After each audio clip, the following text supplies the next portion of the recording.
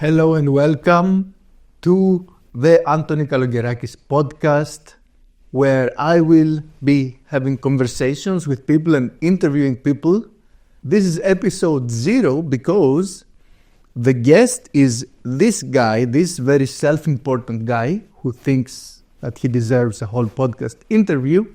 And so what I did is I wrote a list of questions. I will present myself as an artist. So this is a podcast of me being interviewed as an artist through those questions, which are mostly talking about my art pieces, different parts of what I do.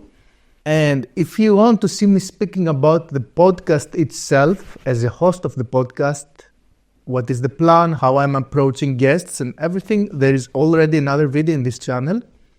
But now I'll start talking about what is the best art I've made in my life. So I will speak about bio, I will speak about equipment and workflows, but let's start with the art, because you shouldn't care about anything and you shouldn't care about me honestly if you don't care about what I make. So I think the best art I've ever made is, I will reproduce it on the spot, then I'll explain to you what I consider art. We equals good, they equals bad.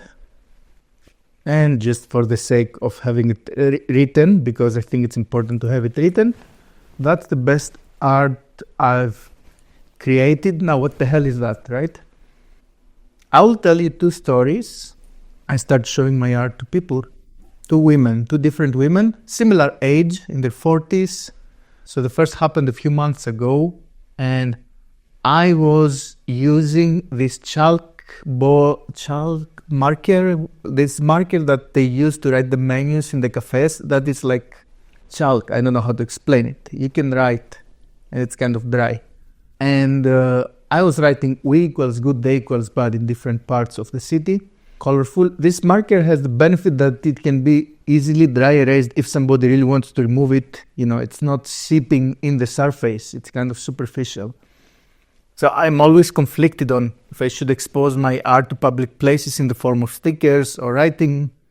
Is it kind of spamming, kind of vandalism? I try to be careful where I put my stuff, but also not too careful so that nobody sees it, because what's the point? Yeah, so lady number 1 sees me drawing, writing this in a column or somewhere, and she was staring at me and she spoke to me, and my German is never really good, but anyway, I was starting apologizing and feeling, yeah, I'm sorry, it's just marker that will go away with rain or something. But she was like, no, I love this, I like what you're doing, can I take a photo, etc. And she somehow got it. Now, what did she get? We will talk about that soon, but anyway, she liked it. And the other woman who spoke to me, actually she didn't speak, I spoke to her first, but I was putting some stickers, we equals good, they equals bad, 2 days ago, and she was staring at me in a very critical, negative face. I had a huge smile because actually I stand for this message so much, because especially when it's in the form of stickers, you can see it around other stickers that say the same thing but in a different way. So they're being specific, like this group is good and the others are bad. Policemen are bad, the refugees are good, whatever. It's like the sentiment is very clear.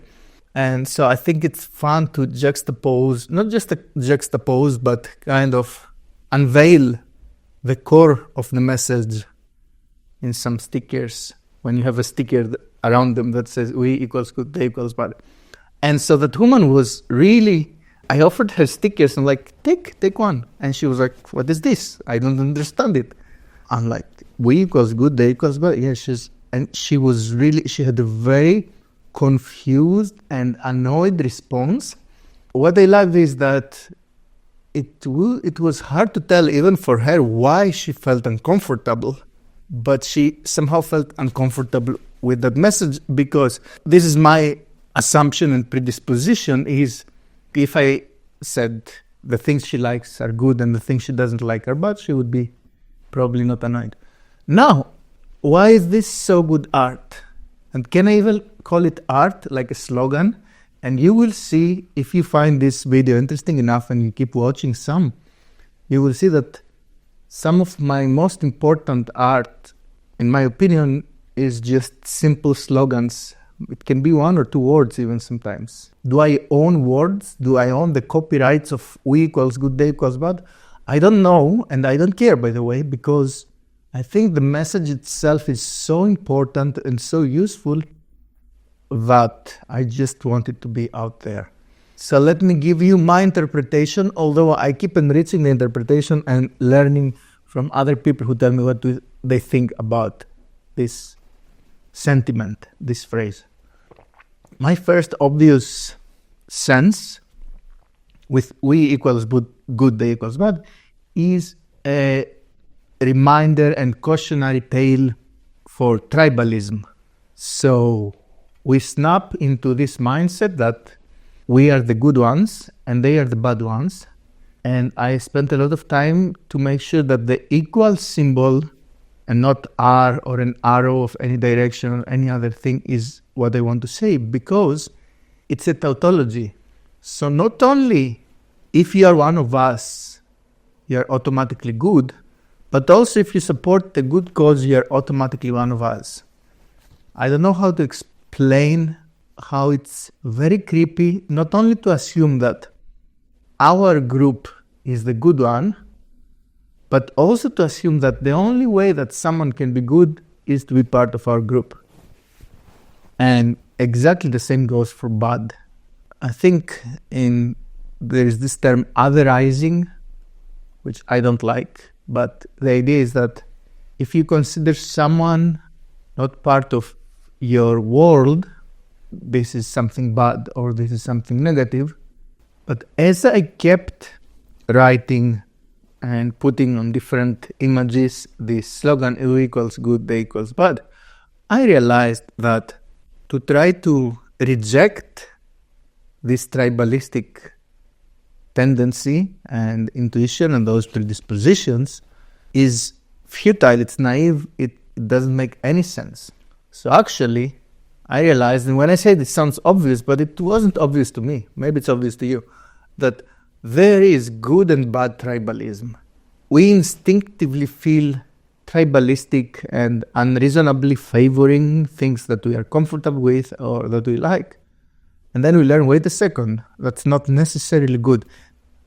Correct, that's not necessarily good, but it's a very useful way of living your everyday life with these defaults. And so, for example, I assume good in my partner, in my family. It takes a lot of effort. You know, blood is thicker than water, whatever that means. That means that we are good. My family is good. And it may be composed of assholes. Nonetheless, it must take a lot of work to assume that somebody in my family is bad, which I don't know if it's useful or not as a sentiment. But wherever I see people treating their family and being proud of that as if they're anybody else, it creeps me out.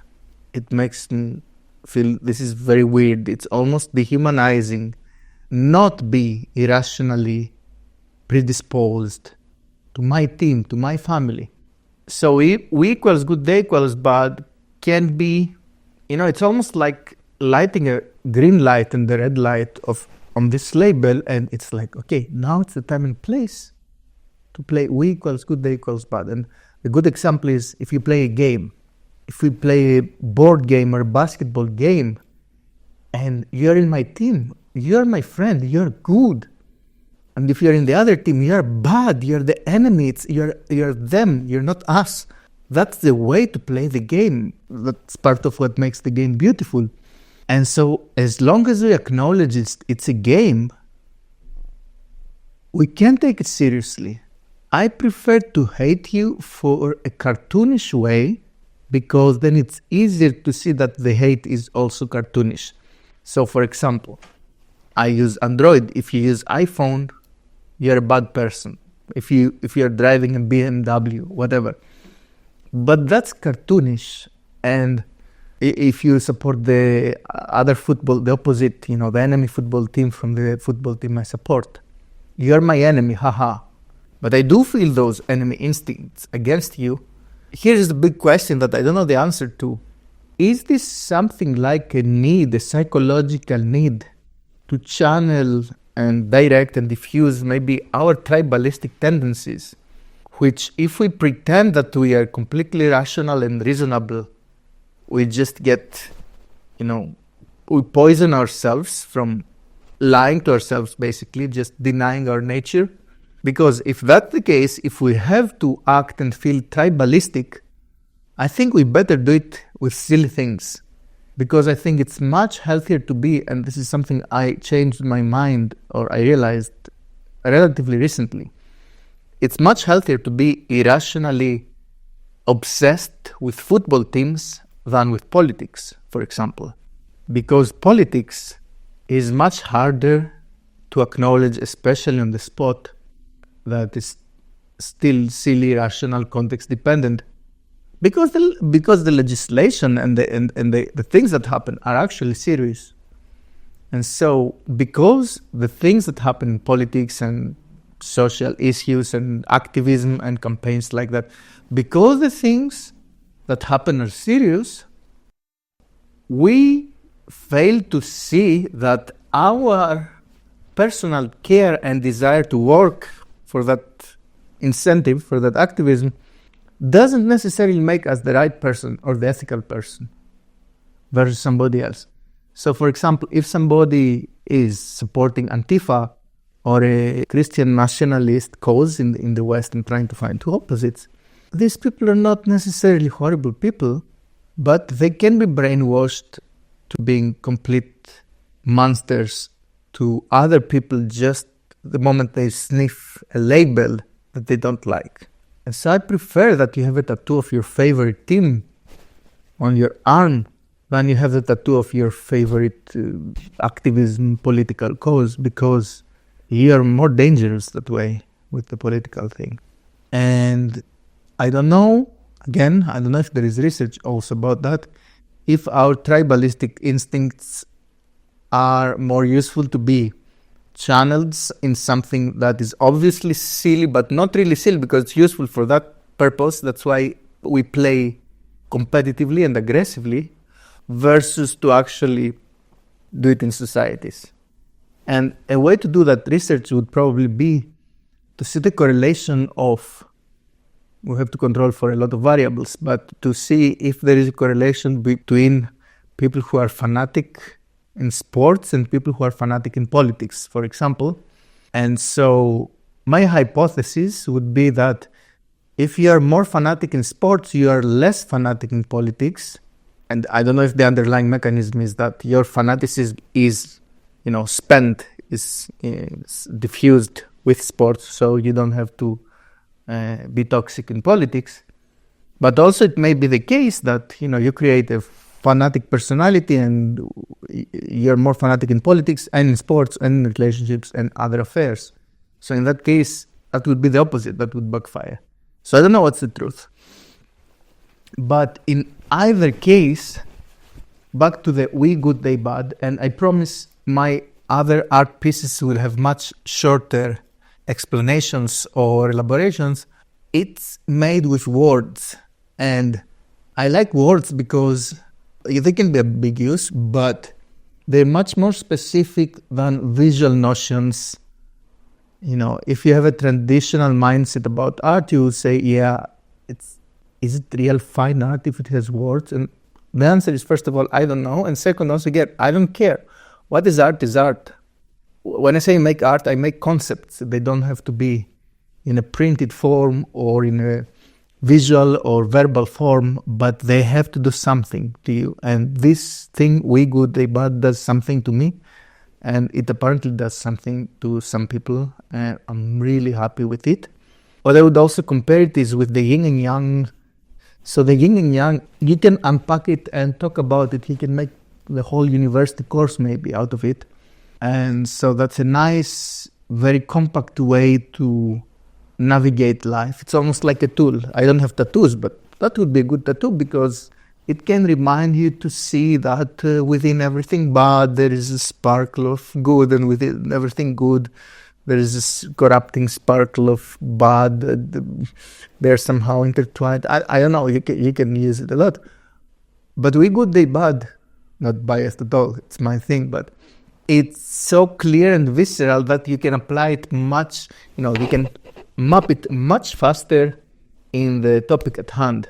So when your racist uncle in the table says, oh, this horrible, stinky, blah, blah, blah, blah, blah, blah, it's like, yeah, we are good, they are bad. And I tried it actually in some LinkedIn comments, and people were agreeing with me, and like, dude, I'm making fun of you. This is so, I'm exposing the simplicity and the, black and whiteness of your thinking.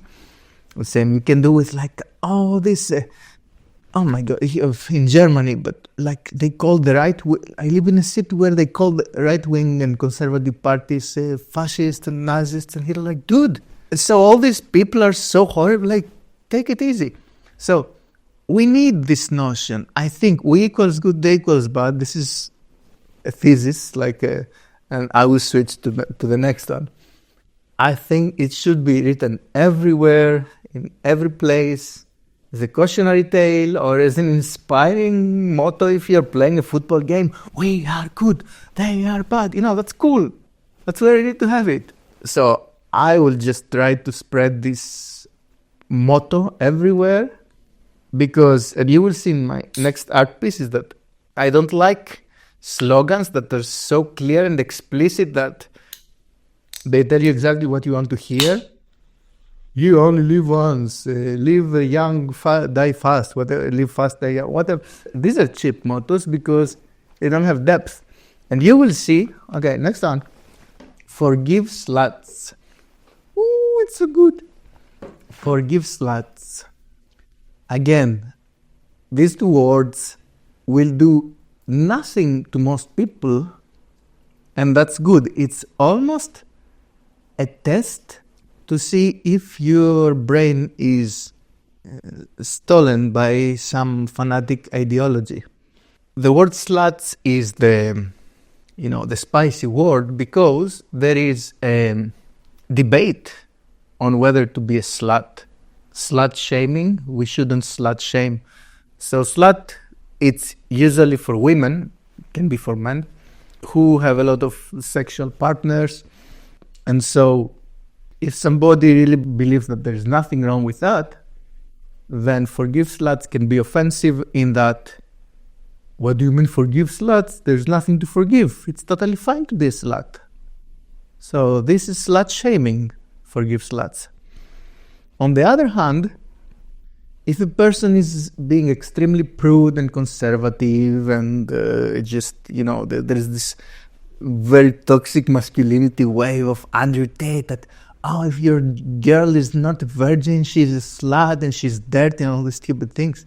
In my opinion, maybe you agree with these things. I was like, okay. But I think these people like, forgive them if they go with the 10, 20, 100 people. I'm not supposed to forgive them. God can forgive them, but for me, I'm sorry. It's no. So I think forgive sluts is good. It makes you stop and think, if not you, some other people. And one of the ways that my art is, I curate, because I create so much shit, and it's like 99% boring, meaningless, uninspiring things. Visually, verbally, I write so many slogans, and some things I cannot stop thinking about. Then I have to print them, and then I have to start seeing them, and they either grow old and stale and lose their pugnancy. Is that the word? I have to use simpler words, but I want to practice better words because I don't use them. Anyway, most of these are stale. They're old. They're 1 year old. Most of them are bad, but I couldn't find which ones are evergreen, at least in my mind, if I don't print them all. Because they all look decent to me when I print them. So some also grow on me. Some I think are not so interesting, and they grow on me. Some I am very enthusiastic about, and then they grow stale. I don't know. Forgive Sluts, it's relatively fresh. I think it's like 5 months old. 6. I like it. Okay. Number 3. This is the best art I've made after We Good Day Bad for a different reason. So this is the concept of the boob fish. The boob fish is a fish with boobs. Let me draw one for you. And I do hundreds and hundreds of them because I want to be very good at drawing them. So this is like a very basic, simple boob fish. So what is essential is, of course, the boobies, lips, like big puffy lips, eyelashes, and just the rest of the body is a fish. This art doesn't have words. You can put a lot of slogans in front of it and make them look very funny. But the reason I love the boob fish so much is that it's a very simple concept, immediately easy to catch the eye, and it's a boob fish. Like, it's a fish with boobs. It's nothing more to be in it. And probably there is nothing more than the fact that it's so easy to digest, yet so novel.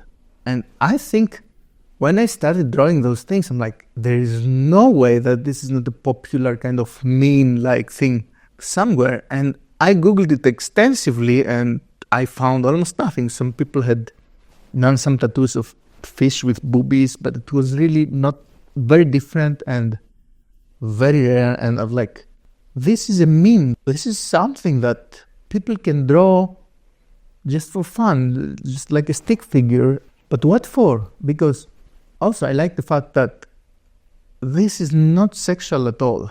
It's absurd. It's purely silly. It's purely silly, I hope. Like, if you get aroused with a boob fish, you have more serious problems than me creating it.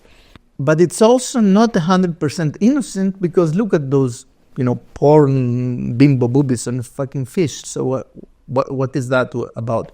So even if the concept is very simple and very easy to understand, it's very unclear what it means or what it is, because it's not exactly for children. When the boys in high school, they draw dicks everywhere. This is to be provocative. This is to be like, hey, look, dick, ha, ha, ha. This is a juvenile sexual thing, but also a pranky kind of jerky thing that fades away or not. I still draw dicks. But the boob fish is a fish. It's a fish. Anyway. And by the way, I think boob fish would make very good sculptures and stuffed toys and whatever, but we will see how that goes in the future. And by the way, I really, really like drawing fish as an ingredient. I really like to draw half fish, out of which there is something oozing, like this kind of concept. I think these concepts can make very nice art. Auction your dignity. Now, I realize that many people in Germany don't know what auction means. Auction is, the highest bidder, the person who gives the most money gets the thing. And auction your dignity is a prompt. And this prompt, once again, is not very clear if it's good advice or if it's a cautionary tale.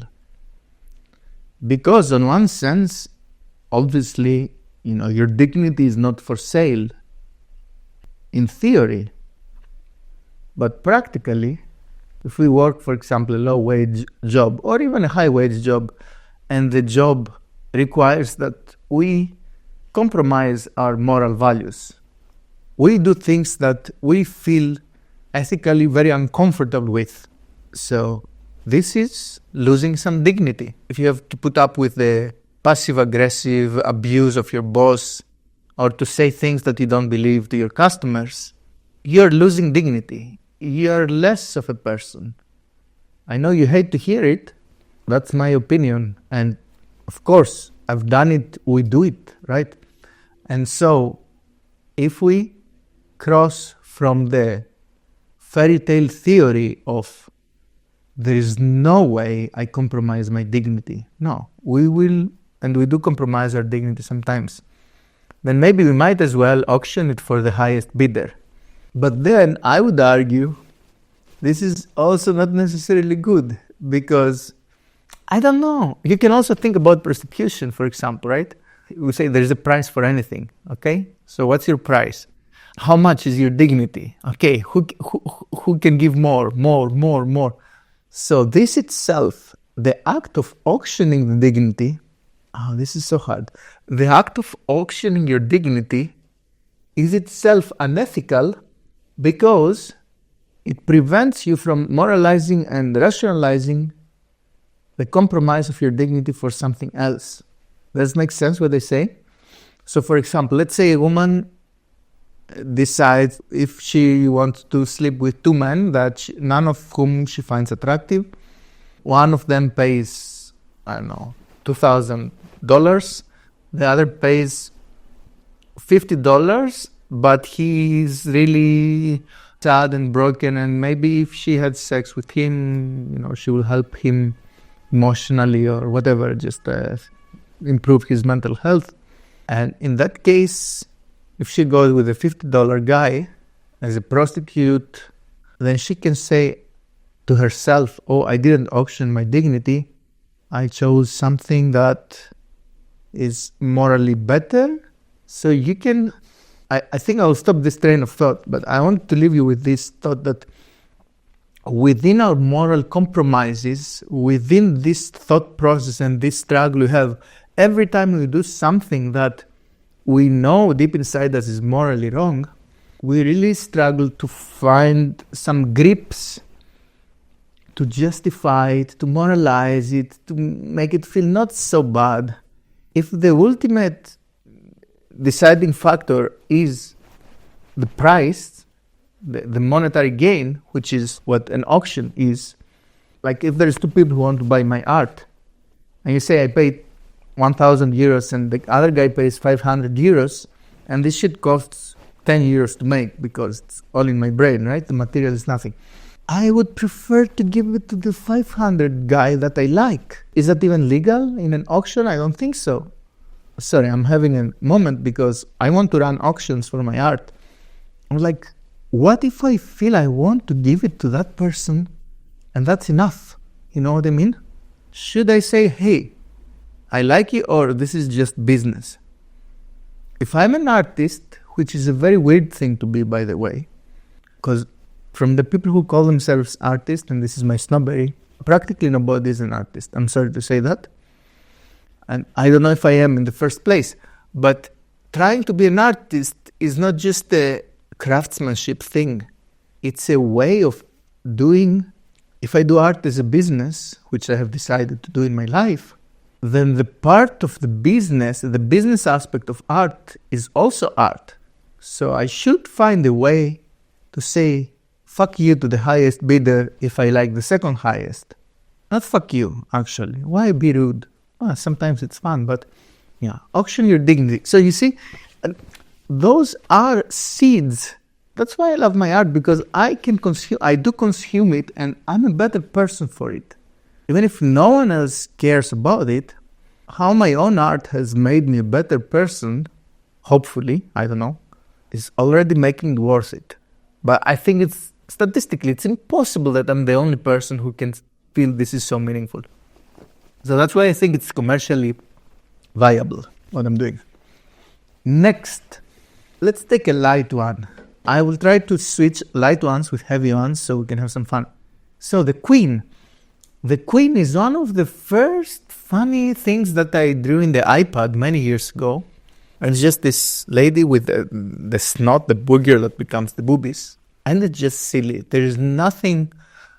I have found nothing deep or meaningful. Of course, I could probably manufacture some silly meaning, deeper interpretation.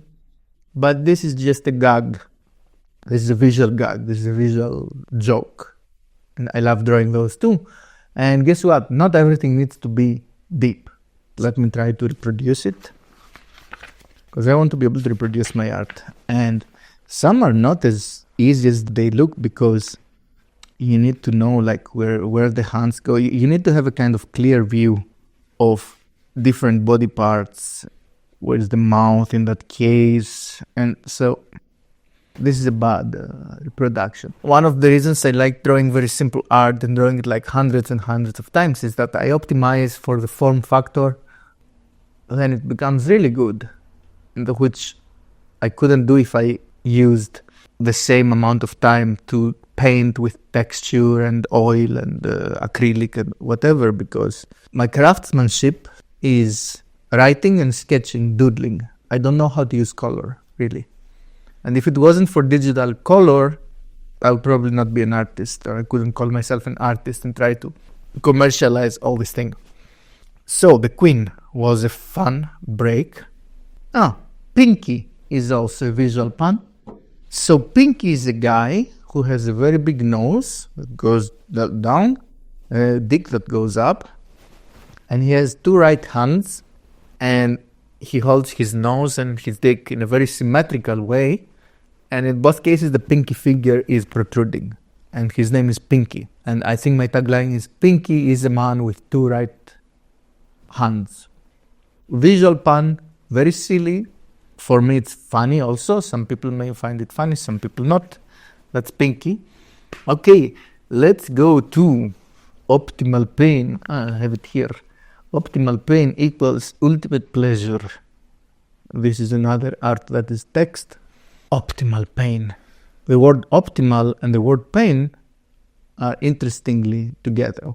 This reminds us of something like the zone of proximal development, more like in developmental psychology, but you can use it in everybody's lives, that you need motivation, you need push, you need some guidance. You don't need to be like completely free-ranging all around the world. What do you know? But then if you get too much oppression, you just accumulate trauma, and it's not healthy for you. So we can say that pain is the force, is the push. Now pain is always negative.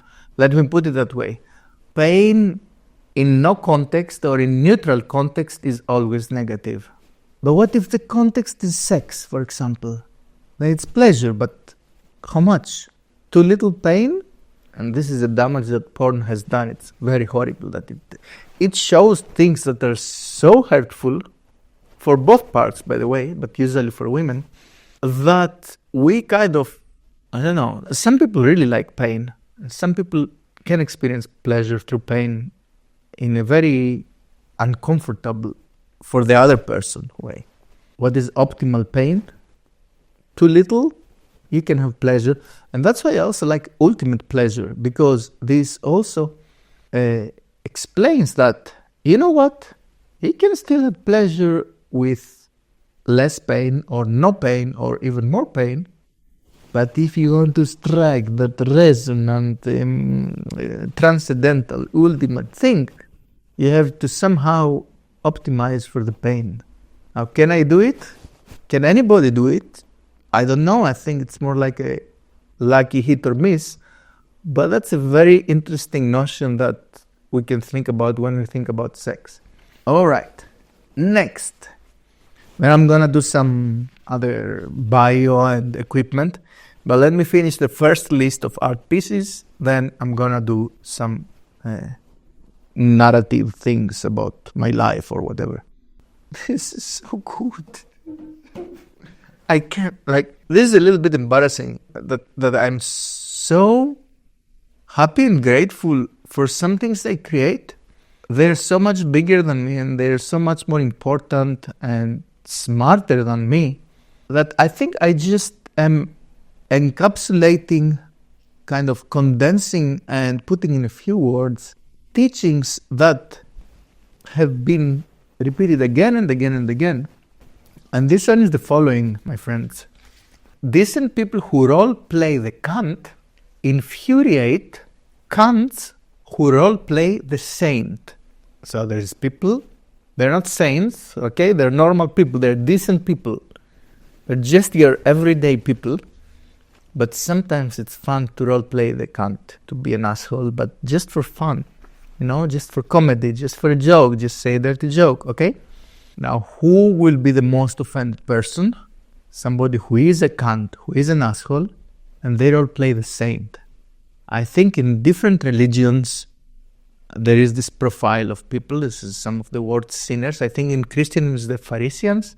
So people who are very, very focused on showing off how ethical and how good they are, whereas in their personal life, they can be the priest that abuses children, whatever. These people are the first ones to be offended when a decent person says something offensive, stupid, whatever. This is also, kind of a commentary about comedy and stand-up comedy and cancel culture. And I like it because I think that this statement itself, even if it doesn't have anything that you can reasonably call offensive, except the word can't, of course, this could actually offend people. And this is a way to do it. This is the way to do it. This is a bit sneaky, right? Because let me play devil's advocate and just explain why my art is playing dirty in that particular piece. Because if you're offended by this art, the art itself calls you a cunt. I'm like, oh, are you offended? Are you offended because I'm a decent person that I outplayed the cunt by writing this? And so the only way that you are infuriated is that you're actually a cunt. And so I don't give you the opportunity to reason against my thesis, because inside the thesis I have baked the sneaky caveat that if you're offended, oh yes, you're just proving my point. Whereas you may be offended for a very legitimate reason, then that would be the right time to actually correct me. By the way, Antony, you said the word cunt, and this is YouTube. Aren't you going to censor, to bleep it for the algorithm? Guys, no, because I cannot. I'm sorry. I'm not going to play this game. And this is one of the big reasons I decided to not focus on YouTube at all. Maybe in the future, somebody will be running the channels and do this, but I don't like it because it's not me, and it's a lot of extra work also. Maybe I should make 2 versions or one that censors. But at this moment, I have so many things to add friction to me creating this podcast. And censoring is not one I want to deal with. Speaking about the podcast, although I'm not a podcast persona now, but anybody can say anything in this podcast, and I'm not going to censor it. And the algorithm in the YouTube will suppress its visibility, and I don't care, because then it's my job to find channels of visibility that are not organic YouTube. I will figure it out. To start with, no. We can curse here. We'll try to be decent people, but cursing is not a prerequisite. It's not necessary or sufficient to be a decent person. So there will be audience that will feel uncomfortable with the vocabulary I use, and fair enough. There is so much other good stuff to watch. Okay, next piece of art. Siamese. Siamese is... it's so cute and wrong and beautiful. Okay. So what is Siamese? Siamese is 2 brothers in the same body, 2 heads. One is black, one is white. And they are in love and they have this tongue kiss. That's it. It's so silly. Interracial incest. Kill Satan. And this little piglet wrapped in bacon. This is one of my favorite matches of AI-generated image and text. So 1 year ago, I did a lot of those matches. I was writing the slogans, and I was generating a lot of images and taking from a repository, and I was like, some things they would just snap. So another one is therapy. Therapy is it's a perfect match. Okay, it's a perfect match. This thing is therapy, right? And Kill Satan is something... It's crazy that you can meditate and talk for a very long time about the idea of killing Satan, because, first of all, a lot of people don't believe in Satan, which is what Satan is very happy with. And even if I'm not a Christian person, if I'm not religious and whatever, I do believe in Satan very much so. They do understand that devil is inside ourselves. So the only way to actually kill Satan is to kill yourself, which is not even really do, because you don't kill him because you do his deed. So somehow Satan is not only inside you, but also beyond you. Just like God, by the way. And so I think the prompt of kill Satan is kind of satanic itself. And we have, in Greek, we have this phrase, "Na pethani o haros," let the devil die. And we say this when we have a fest, a celebration, that we are so happy and so drunk that we feel invincible in that moment.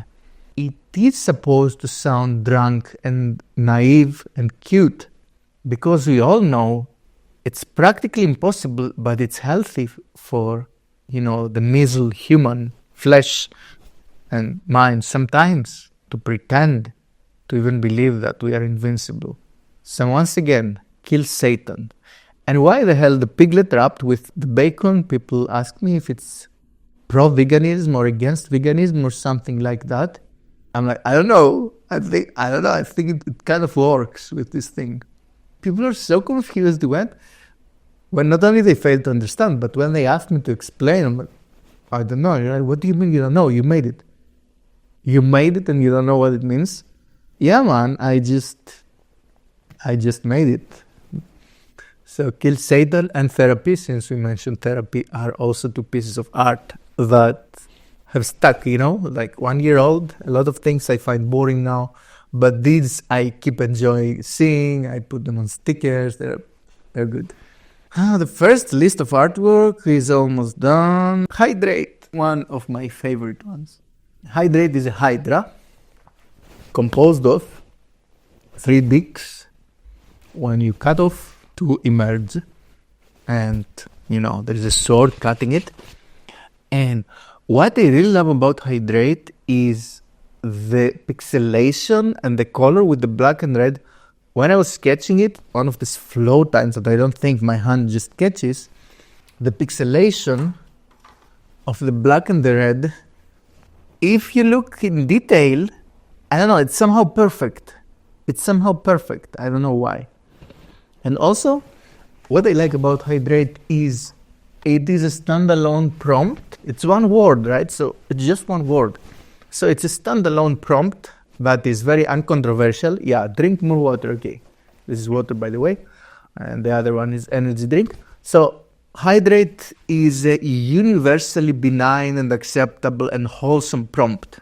But when you put a dick with 3 heads, then I have to explain to most people this is a hydra, because it's a bit hard to make the connection, to be fair. And then out of this absurdity, you can start again piecing together theories on what the hell that could mean. So, for example, toxic masculinity. If you cut one dick, 2 emerge, you can never escape. But maybe you should still try, or not. Maybe you should put the hot tar. How did the Hercules do it with the hydra? I don't know. I don't know. I don't think there is any deep meaning behind it that is very obvious. But just the fact that you can play with some interpretations is interesting. But I never went really deep with this artwork conceptually, but I like it visually a lot. We did all those things. There's so many more. Before we do the presentation and kind of interpretation of another bunch of art pieces, which, by the way, it's gonna be many. You can stop the video, go home, I don't care. But let's do some bio. Tell us, Antony, who are you? How did you grow up? And how are you here in your life? Give us your bio. This is a boring question, but I want to answer it for context. This is a podcast. This is an interview. I'm being interviewed by my phone. So my name is Antony Kalogerakis. I'm 35 years old. I live in Germany right now. I may or may not move the next few years. And my bio is that I grew up in Creta, in Iraklion, in Greece, in a very good family that we are still in very good terms. And I was always very distracted with different projects. I was this kind of very lonely, creative, smart kid, good with mathematics. I started studying engineering in Creta. Then I quit. Then I moved to London. Then I was working in restaurants. Then I was just trying and failing to do some projects, including some video projects and social projects. Then I decided to study again in English, and I did study in Belgium, engineering again, and in Germany in biomedical engineering. And so after I graduated here in Cologne in Germany, which I really, really love as a city, I was trying to get a job in this city, not to move, because I like this space. So in 2023, I was trying to get a job here, and I failed. I never got hired from a good job. I'm working part-time in a cafe. In 2024, as 2024 started, or as 2023 was ending, 1 year ago, I kept making art. And so I'm like, let me prioritize art this year in 2024. I put together this gallery and I started taking it seriously and spending a lot of time, guilt-free. Whereas before I would be, I'm like, I have to find a job in the industry or a PhD position or something. And so in 2024, I've been making a lot of art, which is the part of my life that I'm happy with. You see, we fast forwarded so many years because I want to talk about the present, because that's exciting for me. So 2024, I made a lot of art, but I miserably failed to start selling. The more I tried to sell, the more I realized that I actually should be working and make an even better product. And you can say this is a cop-out and an excuse, and some of the art is good enough to sell. But first of all, fair enough. Secondly, whenever something works for me, it's there. It's clear for me when something works, and I only want to sell those things if I can. And I know I can because I've made some things that work. So I'm very, very arrogant and absolute about my art that I think is good and my art that I think is not really good. Of course, people will have different opinion, but so far I'm just doubling down and working on the things that I'm very passionate about. So this thing, we equals good, they equals bad. You will never see a more arrogant, obsessive fanboy of this statement and testament. Can I sell it? Well, yes, I want to sell it to you, but not for money. Just take a piece of paper and write it down and put it somewhere and stick it somewhere and see what it does to you. Because this is the kind of art that the way to purchase it is to make it yourself. Can you buy it on a t-shirt? Yeah, I'm working on it. T-shirts, by the way, like clothes. They're so lazy that it's almost like a crime that you can have some t-shirt with some lettering printed in hundreds or thousands or hundreds of thousands of copies, and they don't bother to make it beautiful. I don't know if it's a fast fashion thing, probably, but I think I have to collaborate with a proper clothing company because I'm looking at print-on-demand sites, and these are good to make prototypes.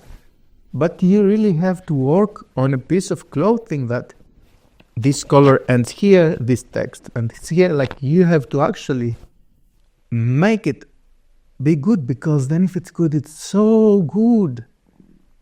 And yes, it can take weeks, but like, it's nothing. Then you have something brilliant to wear. Anyway, 2025, I have to decide which ways forward can be financially sustainable, to keep my part-time job and hopefully start making some money with art, because now I still make nothing. But thankfully, it can be through events and it can be through selling physical pieces. And I'm still very optimistic, because my understanding is that if I keep working on making something good, then the marketing and the promotion thing, it's necessary, but it's not the hard thing. Maybe I'm not good enough. I am definitely not good enough at selling. So it will start later than sooner, slower than faster, and the entry curve will not be very good. But I don't care, because if I keep making good stuff, and if I don't stop, which is very important to not stop, then the traction, it's almost inevitable that there will be traction with my work. I don't see a way, except if my health goes really bad. But if I keep my body and my brain, by the way, healthy, I don't see a way that I will not be a successful artist. Because what I make is distinctive and useful, and I have already met some people who agree with that. I'm not a single person. If some stranger that is not a friend or family that, they love me, they're predisposed to like my stuff. But if some strangers have felt something with something as simple as a slogan, this is the right thing to do. This is almost like my duty to keep working on that. Enough with the bio.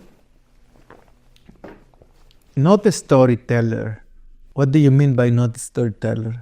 I don't think that my gift to the world, my service to the world, my product, my creations are storytelling, and I don't think that they should be. Stories are magic, enchanting. And we have been listening to stories again and again and again since our childhood. Some of them are very good stories, very powerful stories. We have all those stories in our mind, and new stories, they tap on existing stories and they kind of merge to developing our consciousness and our intuition.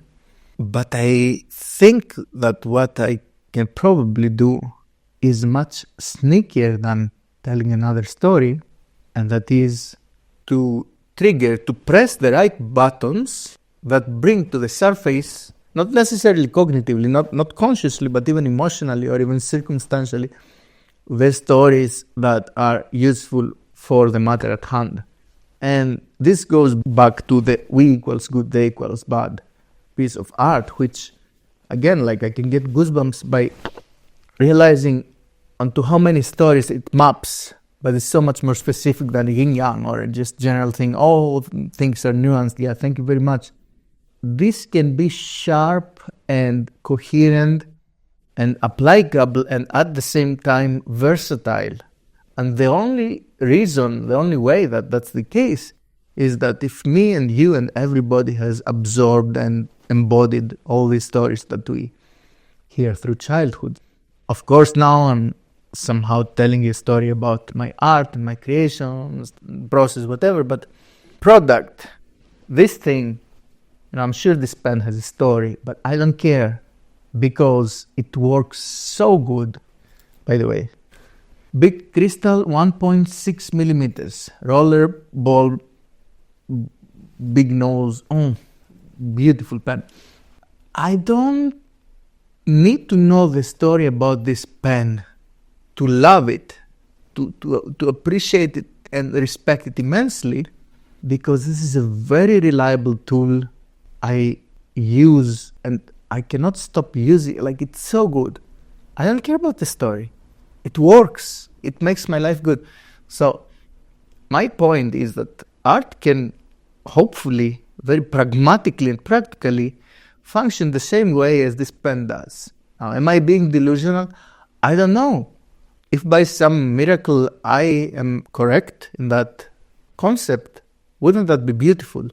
Wouldn't it be beautiful that art doesn't need to have a story to work just because it can activate all the other stories that you need to bring in mind or in spirit to act good.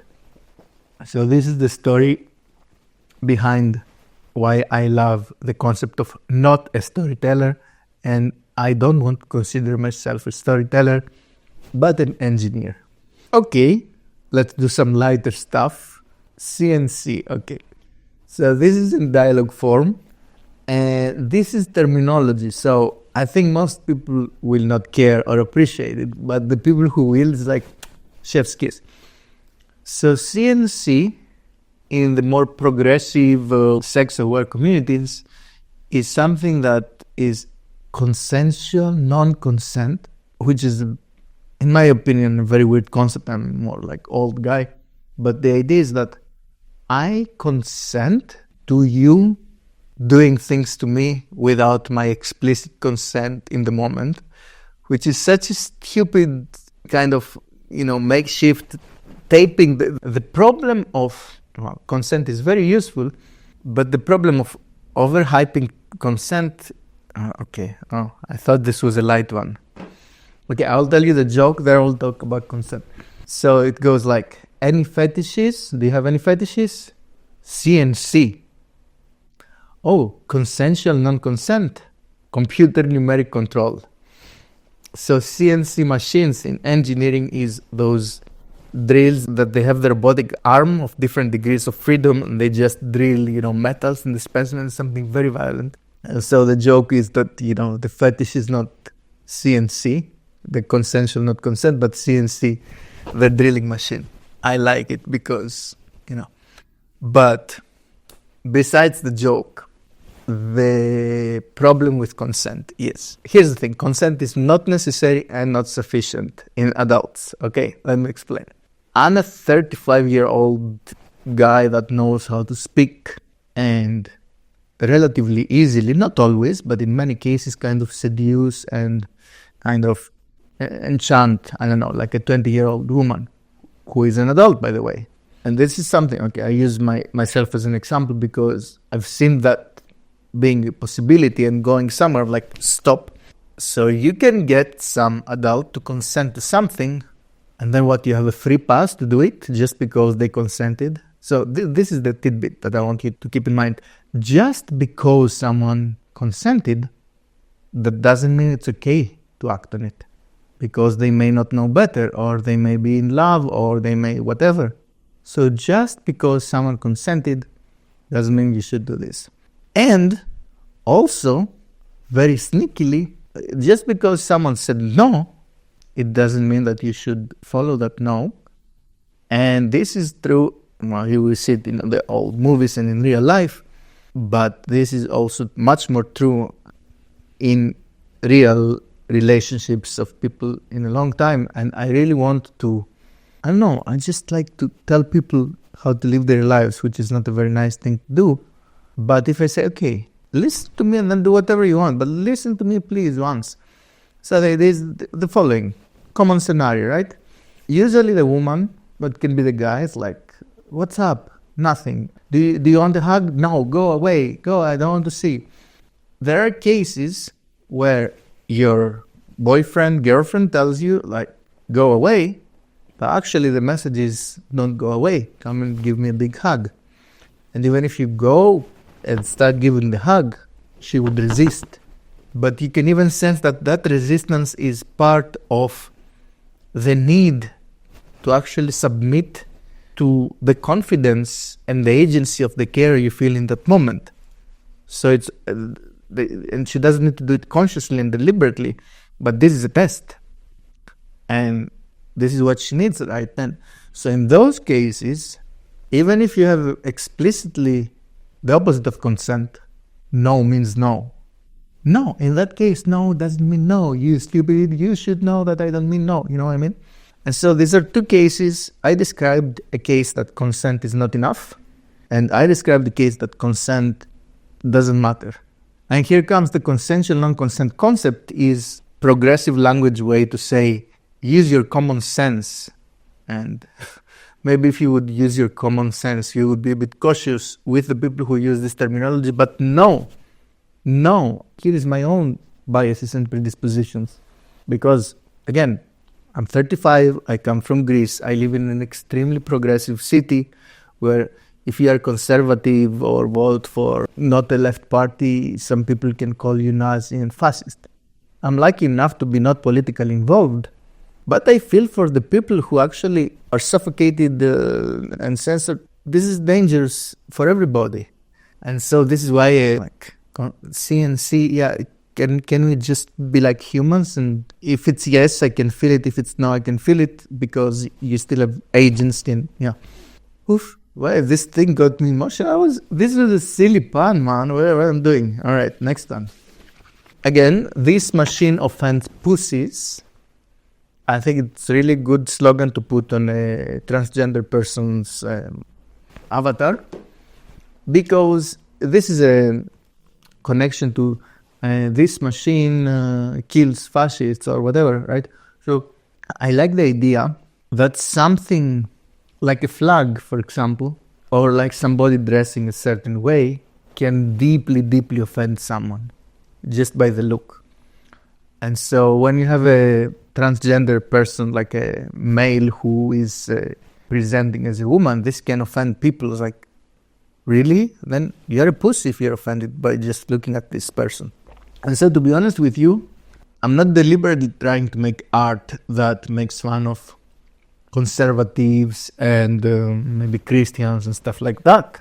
But whenever it appears, because I want to play with everybody and mess with everybody. So whenever it appears, I make sure to have it available because I don't want to be labeled. Of course, I will be labeled a lot of things. That's inevitable if I ever get any exposure or recognition.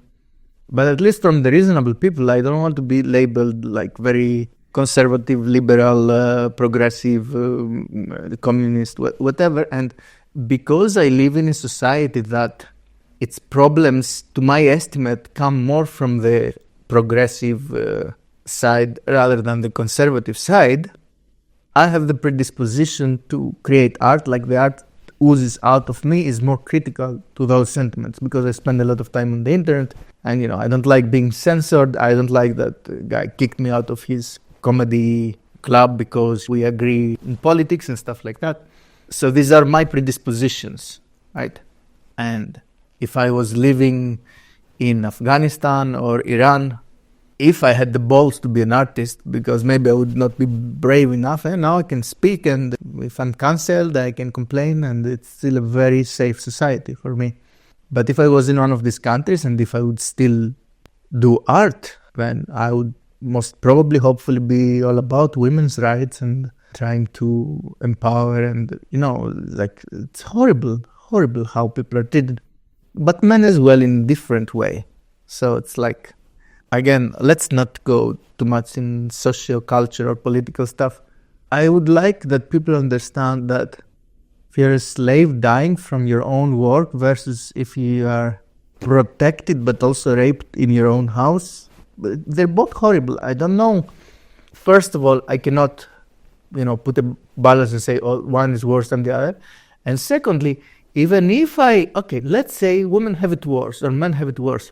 When the threshold is so low, what does it matter? You have to help both escape this predicament. So wherever your skills are most useful and your words or actions can resonate more, go for it. But do consider men too.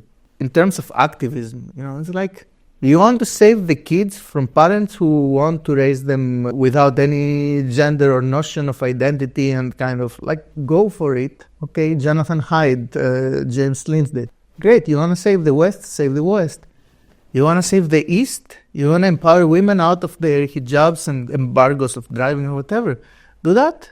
If you do anything good, do it. The most annoying and silly thing is to complain that other people don't share your passion for your cause, because there's so many legitimate causes to be passionate about. And look at me, fancy, snobby, privileged guy, or what I care about is my art and my stupid slogans. Are your slogans more important than this problem and this catastrophe? No, but they're more important to me. I do live in my bubble, and if you pretend that you don't live in yours, which has a little spike of your cause that you're most socially resonating with. You see, I got amped up. These are dangerous topics. And then all the rest of the coming arts are also connected to those topics. That's what I do. Take it or leave it. Expect babies, not success. That's over here. I don't know if you can see. So expect babies, not success is so silly. It's so silly, right? Like, what does that mean? So if you're anything but a kind of naive, overhyped feminist, you're like, oh, this is silly. But if you actually are offended by this, you kind of need it, because there is this very popular notion in some circles of boss baby that to be a mother is to compromise your success, because success is used in terms of financial or career success. I think it's a very small subset of people, but they're a bit loud. They don't consider that, having babies is a huge success in life. Like, If you take it biologically, socially, not just to have babies, right? But to raise them. That's such a great success. When you see a family with 2 or 3 kids and they play and they laugh, and it's like, this is success in life. How can you not see how successful these people are? Whatever else they're going through, in this aspect in their lives, which is a very big and important thing, they are immensely successful. Let's do all the politically incorrect things. I have this thing with, I'm going to blur the picture. It says, mojito, o preco despacito. So what does it mean? I don't know, but it's like when you tell a teenage boy to not do something, he's going to do it. When you say don't draw Allah or Muhammad, or I don't know who you're not supposed to draw, well, that's not my religion, sorry. If I can make drawings with Jesus having sex with different creatures, Holy Mary, and just all this blasphemy, we should have the permission to do that in our world. And I had some very, very triggering conversations with extremely intelligent and educated people that defended their right to defend their religion by harming people. And this is, no, absolutely not. We should have legal protection from anybody who, for religious reasons, stops our freedom of expression, as also should have freedom to practice any religion within the context of the social norm doesn't kill the people who offend my religion or your religion. Forearms is dicks that are constructed from the skin of the forearm. I don't know if this would offend trans people who had a phalloplasty. I hope not, because again, it's silly. Like, oh look, my forearm is now between my legs. It's a dick now, you know? Cool. I don't know, like, if you don't have a problem with that, if you love this, we are the last person to care. But it's funny because it's forearms and they're dicks. Thanks, Mom. Okay. So this is a very fat woman. Again, this art is, as you can see, the quality, in my opinion, is not as high as those morally ambiguous things I started with. I wanted to show you my best art in the beginning. This art is a little bit more specific, and if it's more specific, it can still be interesting and thought-provoking, but whenever the direction is clear, it's less artistic or interesting to me. Anyway, I'm just showing you my art. So Thanks Mom is, oh look, the love of the mom was administered as either overbearing, force-feeding the daughter, or as neglect. So she ate all the junk food. You can do whatever you want. You can do whatever you want. I love you. That's why you can eat all the sweets you want. This is something mostly mothers are responsible for. So I would say the way the stereotypical father and the stereotypical mother, so not everybody, but the way the stereotypical father is being neglectful is by actual neglect. Like, I don't care, do whatever you want. Whereas the mother can be neglectful by actually caring in the wrong way. So she's like, yes, I want you to feel happy. So do what makes you happy today. The tree of pain. The tree of pain. This is one of the pieces of art that I haven't found something, some story, some parallel, some message behind it. And despite that, it's stuck. It doesn't go. It needs to be there. It needs to be in the world, the tree of pain. And actually, I've also had people who really liked, it's the wrong word, but they really got enchanted and kind of magnetized by it, and they also couldn't fucking explain why. And if I ever find an interpretation, I will let you know. But to me, actually, it's even more interesting that I don't have an interpretation for it, yet it doesn't fucking go away. And so here it is, the tree of pain. Just a tree. Just a normal tree. There's nothing special about it except, it's the tree of pain. That's why I love this. All right. benefits of winning. They lose. That's the number one benefit. You win, okay, money. Oh, it's so elegant. It's so playful and true, but not really. But it's. See what I mean? Like, benefits of winning. They lose, you win, money. It's so complete. It's so real. It's so absurd at the same time. Can you share my passion about this thing? I don't know who can resonate, but holy mackerel, this is a good piece of art, man. Now, in a more verbose and kind of blubbery way, similar vibe. It's a good start. How to make the world a better place. 1. Eat shit. 2. Die. 3. Kill yourself. 100% works.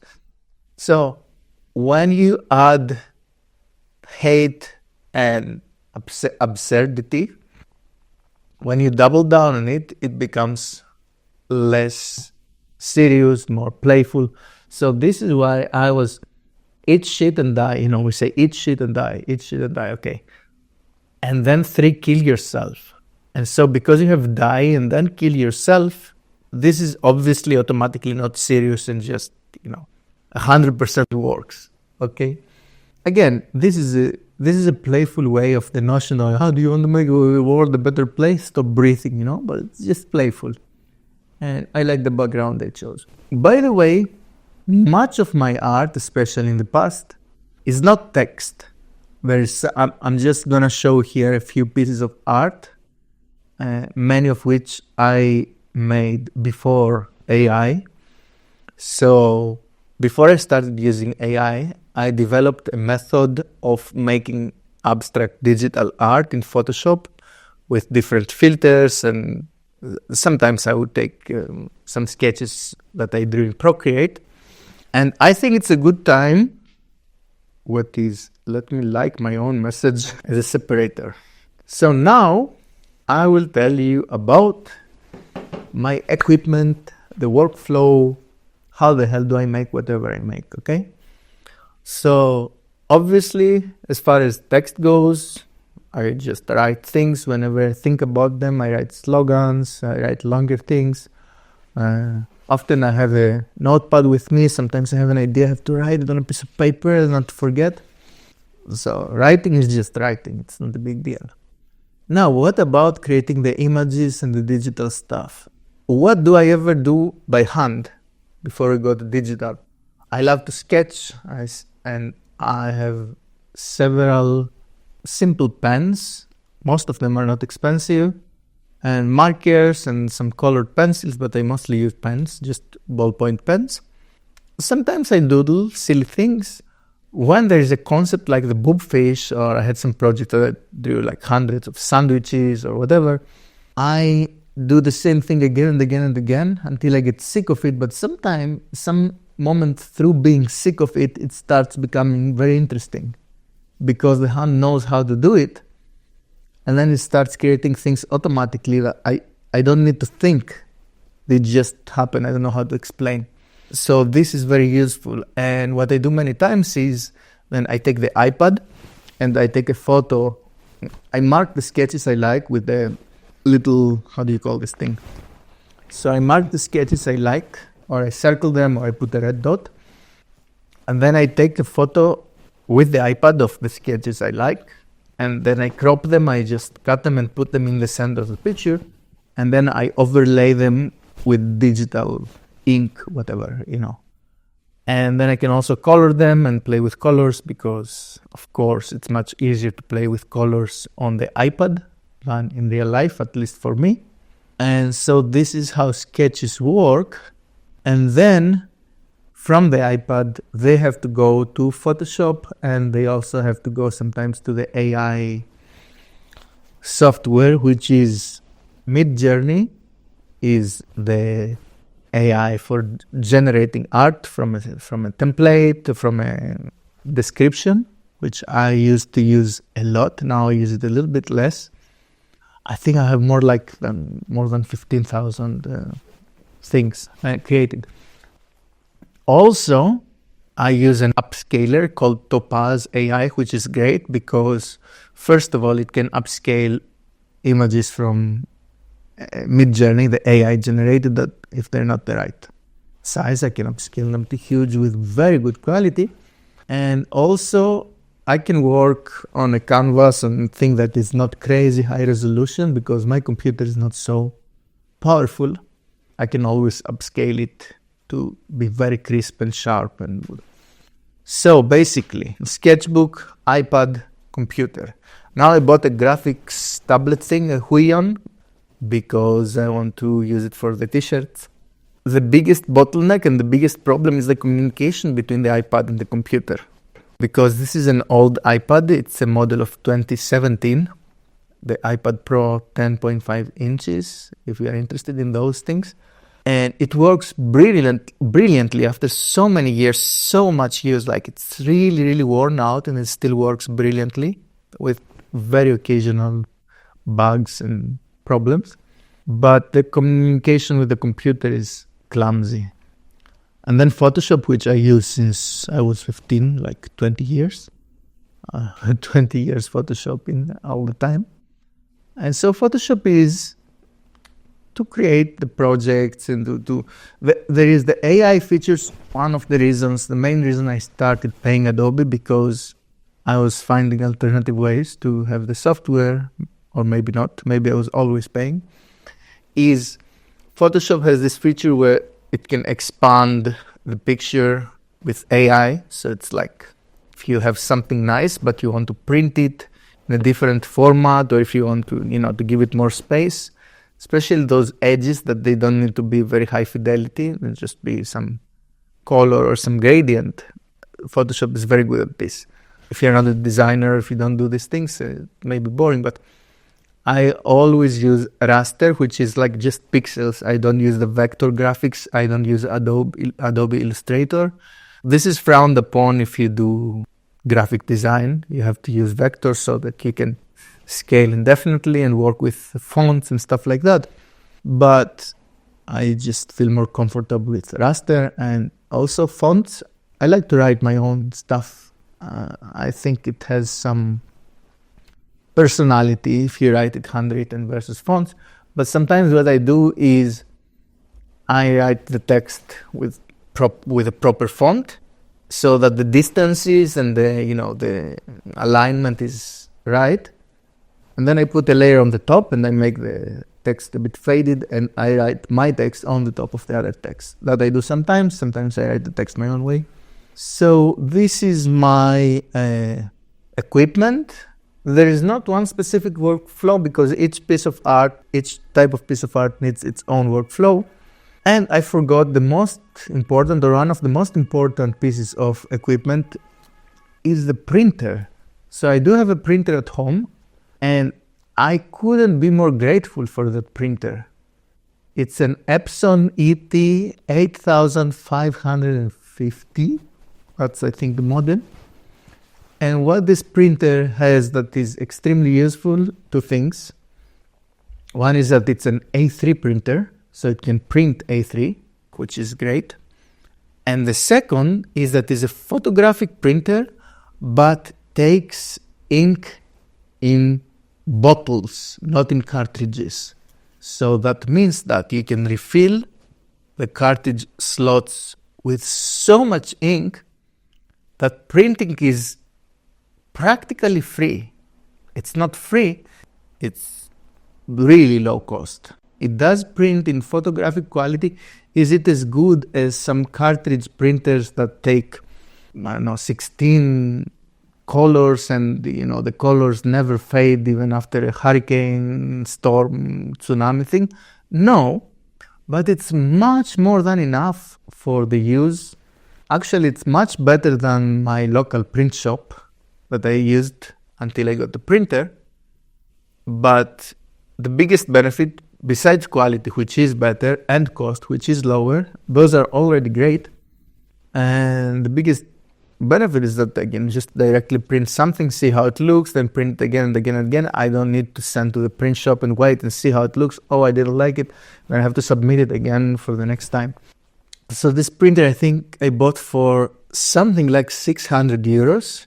Well, it's expensive for a printer, but it's not expensive for a photographic printer, much less an A3 printer, and much less a printer that has a running cost of ink that is so low.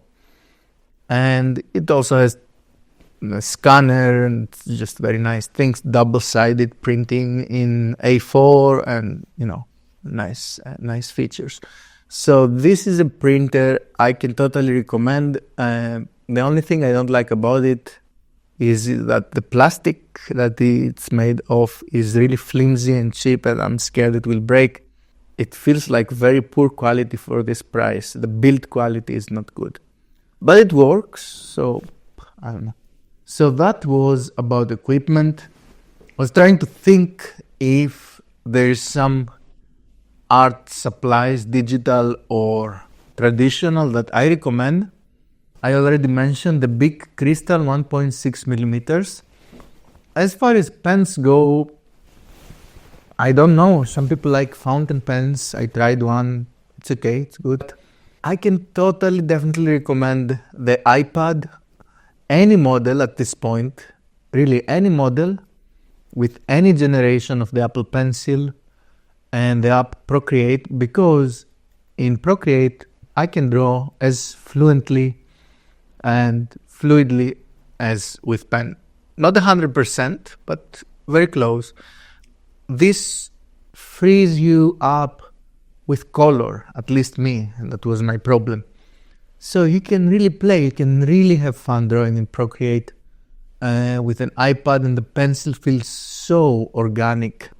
And it's so beautiful that now you can just buy any iPad, also used iPads, and it works, because in 2017 when I bought it, it was very expensive. Now, let's go back at looking at some art. Oh my god, there's so many. Am I gonna do them all? Oh, this is from the previous batch vibe. Bully. Okay, so this is the word bully, but if you look closer, it says ally. Once again, I live in a society where some people who call themselves allies are actual bullies. And I've met some of these people, and I don't like what they do. So I think that's where this piece of art. The enemy makes good points. There's an old good one. I like it. I have it A3 here. Again, this can be interpreted in two ways, at least. One is the obvious, like, hey, even if you're an enemy, you make good points. Are you still my enemy? Yes, maybe. But am I going to acknowledge that you make some good points? Are those good points enough so that you're not my enemy? Not necessarily. So that's one way to interpret it.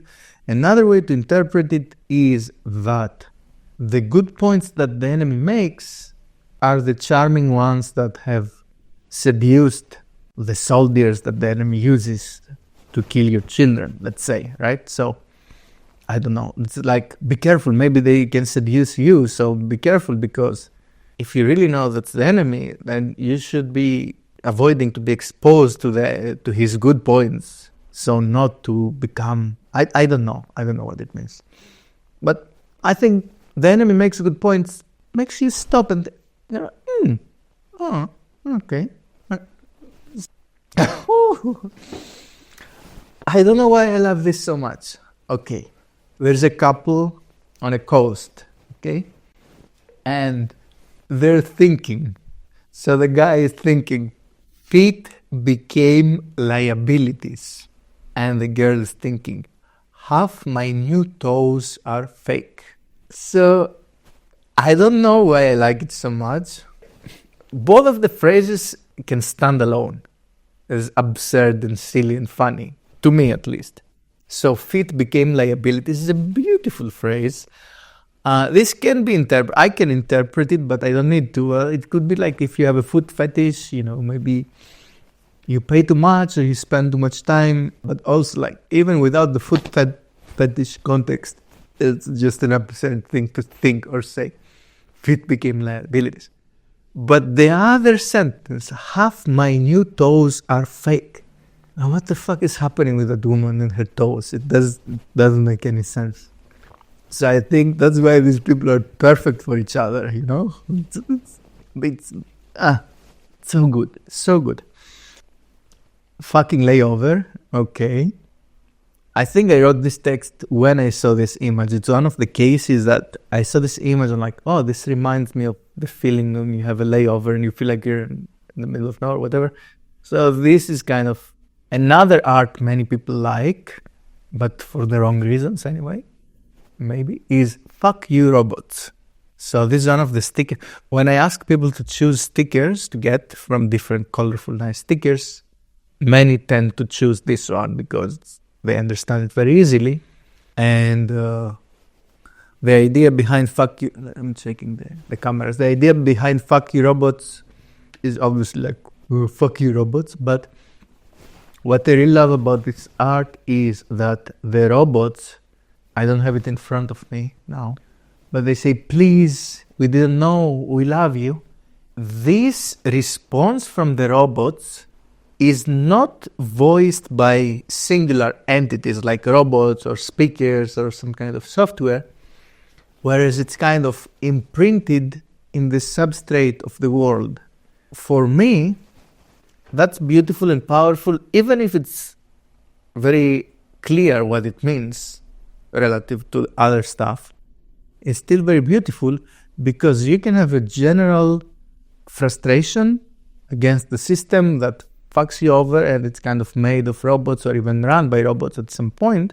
But robots happen to be the whole infrastructure, the whole environment, the whole context. And the whole context can respond to you in this gaslighting way. Maybe, oh, please, we didn't know, we love you. Or maybe they're honest, who knows? Forgive me, I don't know. But what I like about this art is so the sentiment is kind of the hook people can appreciate, but there is depth in understanding that the apology of the robots comes through the whole system. Okay, I think I repeated myself. Please don't touch your teeth. Don't, like, this is a public service announcement, you know? Also, this is written wrong. She says, I understand and wish to proceed. I understand and wish to proceed is the little checkbox we have, right? Which we never understand, we just wish to proceed, but I don't know. Then we have two similar pieces of art, and I haven't made more of them, which are stream of consciousness in a circular way. One is called happy and the other is called frugal. And so this text that is interspersed around the character of the art is written so that you can read it in order, but also in a scattery way. And there is some meaning, there is no meaning. It's a way I love to write, this kind of delirium vibe. And yeah, frugal is this guy who doesn't look frugal at all, and happy is this guy that doesn't look happy at all, but somehow they are. But anyway, I like it. I like those two for what they are. And I did a similar trickery in Siamese. I wrote this very playful text that, you know, it's kind of not self-similar. I want to say self-similar, not self-similar, but my intention is that you can read it in a fragmented way and it kind of does something. You don't need to read the whole thing to get something out of it, but also you can read the whole thing. And especially when I see some edges, I want the reader to be able to read the edges in two different ways. Like, just go around the edge without seeing the other side and make sense. And also go to the other side and make sense. And also if you go linearly and see them both, they kind of make sense. But in order for all these things to make sense, you have to prime the mindset of the reader in this kind of absurd way that the concept of making sense is much more loose and playful. And in that context, they do make sense, because all the others were as loosely connected notions as those things. Oh, let's do my friend, the Klaus Schwab. Klaus Schwab is the guy smart people love to hate, and I don't hate him yet because I don't know him enough to hate him, Like, it's one of the guys that, how some people hate Trump or Elon Musk. So people who have my education and predispositions, we are supposed to hate Klaus Schwab because he is the puppeteer that has this very Marxism-based communist, globalist agenda, but he has fucking Lenin's head statue in his desk office. So I don't hate Klaus Schwab yet. Maybe I don't hate people really. Not as a stance. I don't stand for hating anyone in the long run as my default state. Of course, I can feel hatred momentarily, but that's a different thing. But Klaus Schwab has this frame from a documentary, interview, whatever. And he's interviewed and he's in his desk. And there's the statue of Lenin in the corner in the bookcase. Because I saw James Lindsay mentioning this thing. And I found the video. And I found the cleanest frame that the face is not blurred. But also showcases his watch, which is a Patek Philippe that costs at least 60 to 70,000 euros, maybe 100, I don't know. These things are extremely expensive. They cost like a house in a small country. And so I love the juxtaposition of the Lenin statue and the Patek Philippe in his hand, and him being Klaus Schwab in the middle. And this is one of the cases that upscaling and AI expansion was very useful, because if you see the frame in the video, the head of Lenin is cut around there, so you can see he's Lenin, but like it's really short, and there is not enough leeway, there's not enough room to make a proper frame. So with AI, I expanded the room to make it a little bit bigger.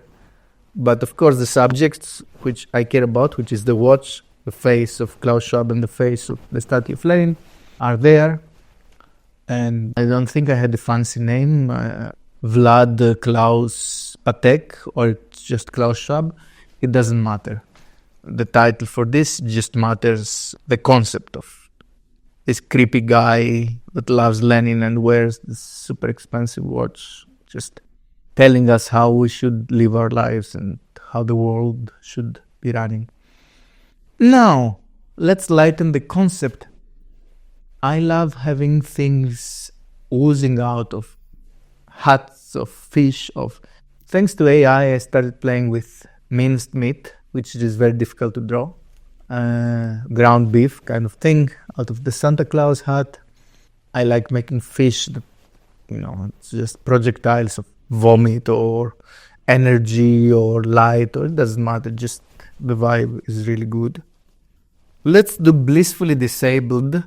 This, I wrote a text about it, it's in the description of the old website.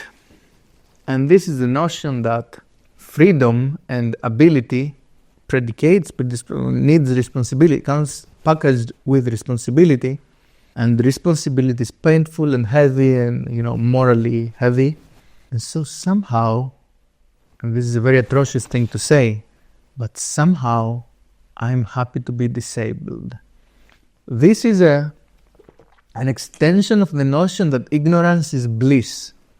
Some people say, and I think it's a very, very ugly thing to say, I wish I was stupider, because I wouldn't be a cynic and I would have a good life. Look at all those stupid people having a good life. I'm suffering.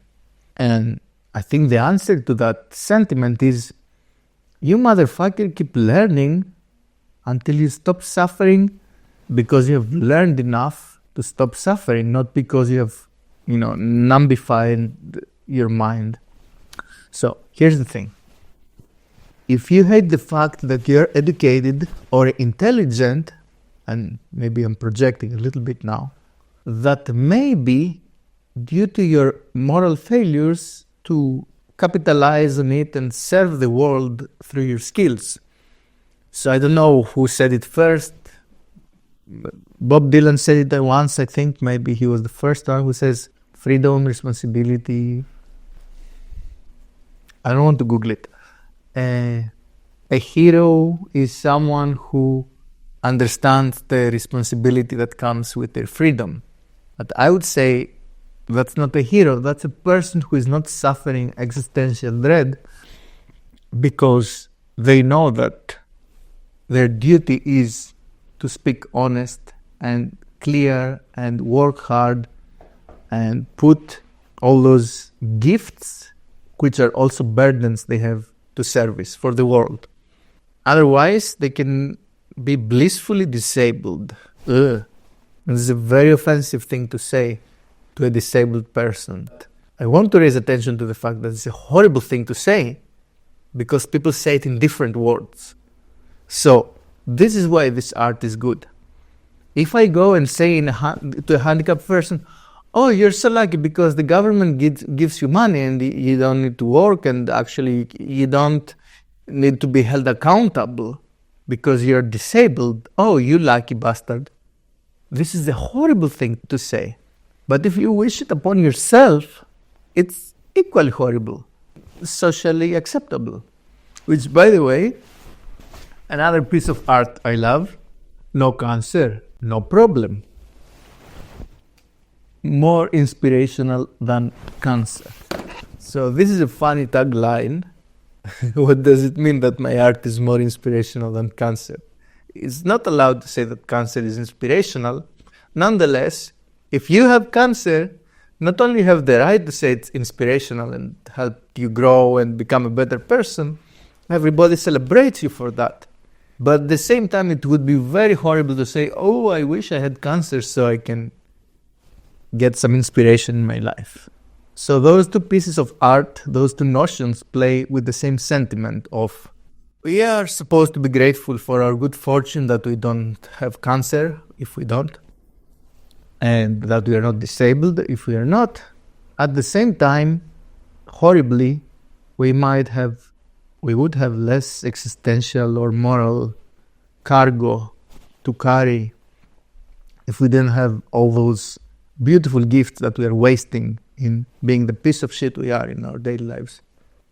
Plausible deniability. With this camel that is just bleeding. This is so. I just like the concept of plausible deniability is, maybe not. And it's so good. All right, let's do some questions. Antony, what about sculptures, animations, and comics? Oh, the comics. Ugh. Okay, so I cannot do everything. I need to find people, the craftsmanship, to bring my art to life. And so, what is art? What is craftsmanship? When does craftsmanship become art? This fucking banana with the duct tape is 100% art and 0% craftsmanship? I don't know. I think most people who call themselves artists, and I think it's a very obnoxious and atrocious thing to do, but I do it, just to embrace the burden that comes with it. But most people who call themselves an artist, they are craftsmen, ambitious craftspeople who learn how to do something very, very skillfully, the best of them. And it's wonderful and it's beautiful. But in my snob book, this is not art. All those wholesome, cute, fluffy, or the kind of scary, or I don't call them art. These are the skills, these are the conditions to present, to embody, to make art. It would be much harder for me to make art if I didn't have hands. But it's not my hands that make my art be what my art is. At the very end, it's the creation and curation and sense of what fits where and how. Now I think it's time to talk about the business aspect of I Make Good Art, of my project. Because, as I said before, regarding auctions, art is magic, okay? If I create something brilliant that people love, that's already beautiful. And if I create something brilliant that people love and I can print it and sell it, I'm basically printing out money. Okay? So that, if you write Again, it doesn't need to be art in that case. Yeah? If you write a very useful book, let's say, you're printing out money. That gift, that benefit, the fact that the art market is very weird, and I'm not even pretending that I understand anything about it. I really have to study how the art market works. And with a first principle and an engineering mindset, circumvent both the system of commercial marketplaces and the system of the art marketplace. Because I don't want to compete with any idiots, and I say it with love, but you're all idiots. I'm also an idiot in every aspect of my life, except what I'm really putting all my energy, attention, work, and the best I can do is probably still stupid. It's the thing that would work. So, sorry if I'm rambling, maybe my brain is a bit tired. How to monetize this thing? I don't have a clear, determined path. I have the trial and error things. One of the biggest good problems to have is that I have too many drafts, but I consider them drafts, not final products. Of course, you can buy something that is draft and just enjoy it, and if it's the size of a sticker or an A5 or even A4, that's totally fine. But I do want to create a masterpiece that can be a t-shirt, for example. I know I can, and it sounds like blasphemy because, I'm not supposed to say, oh, I will create a masterpiece. I'll say, I want to. Possibly can, but I have to spend so many hours and then find what works in terms of fabric, in terms of everything. For example, in the case of clothes, I think the most sensible and feasible way to do it is not alone. Let's put it that way.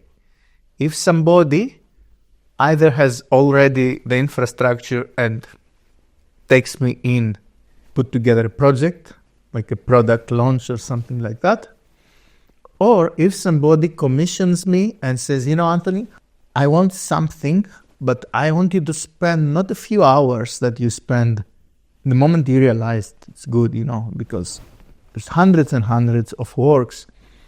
But this one, would you spend a few weeks and make it fucking as good as you can?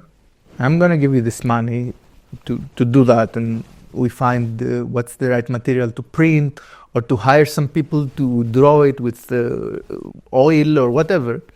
So this is a project. And this is why this is a business and not just a gallery or not just an artist.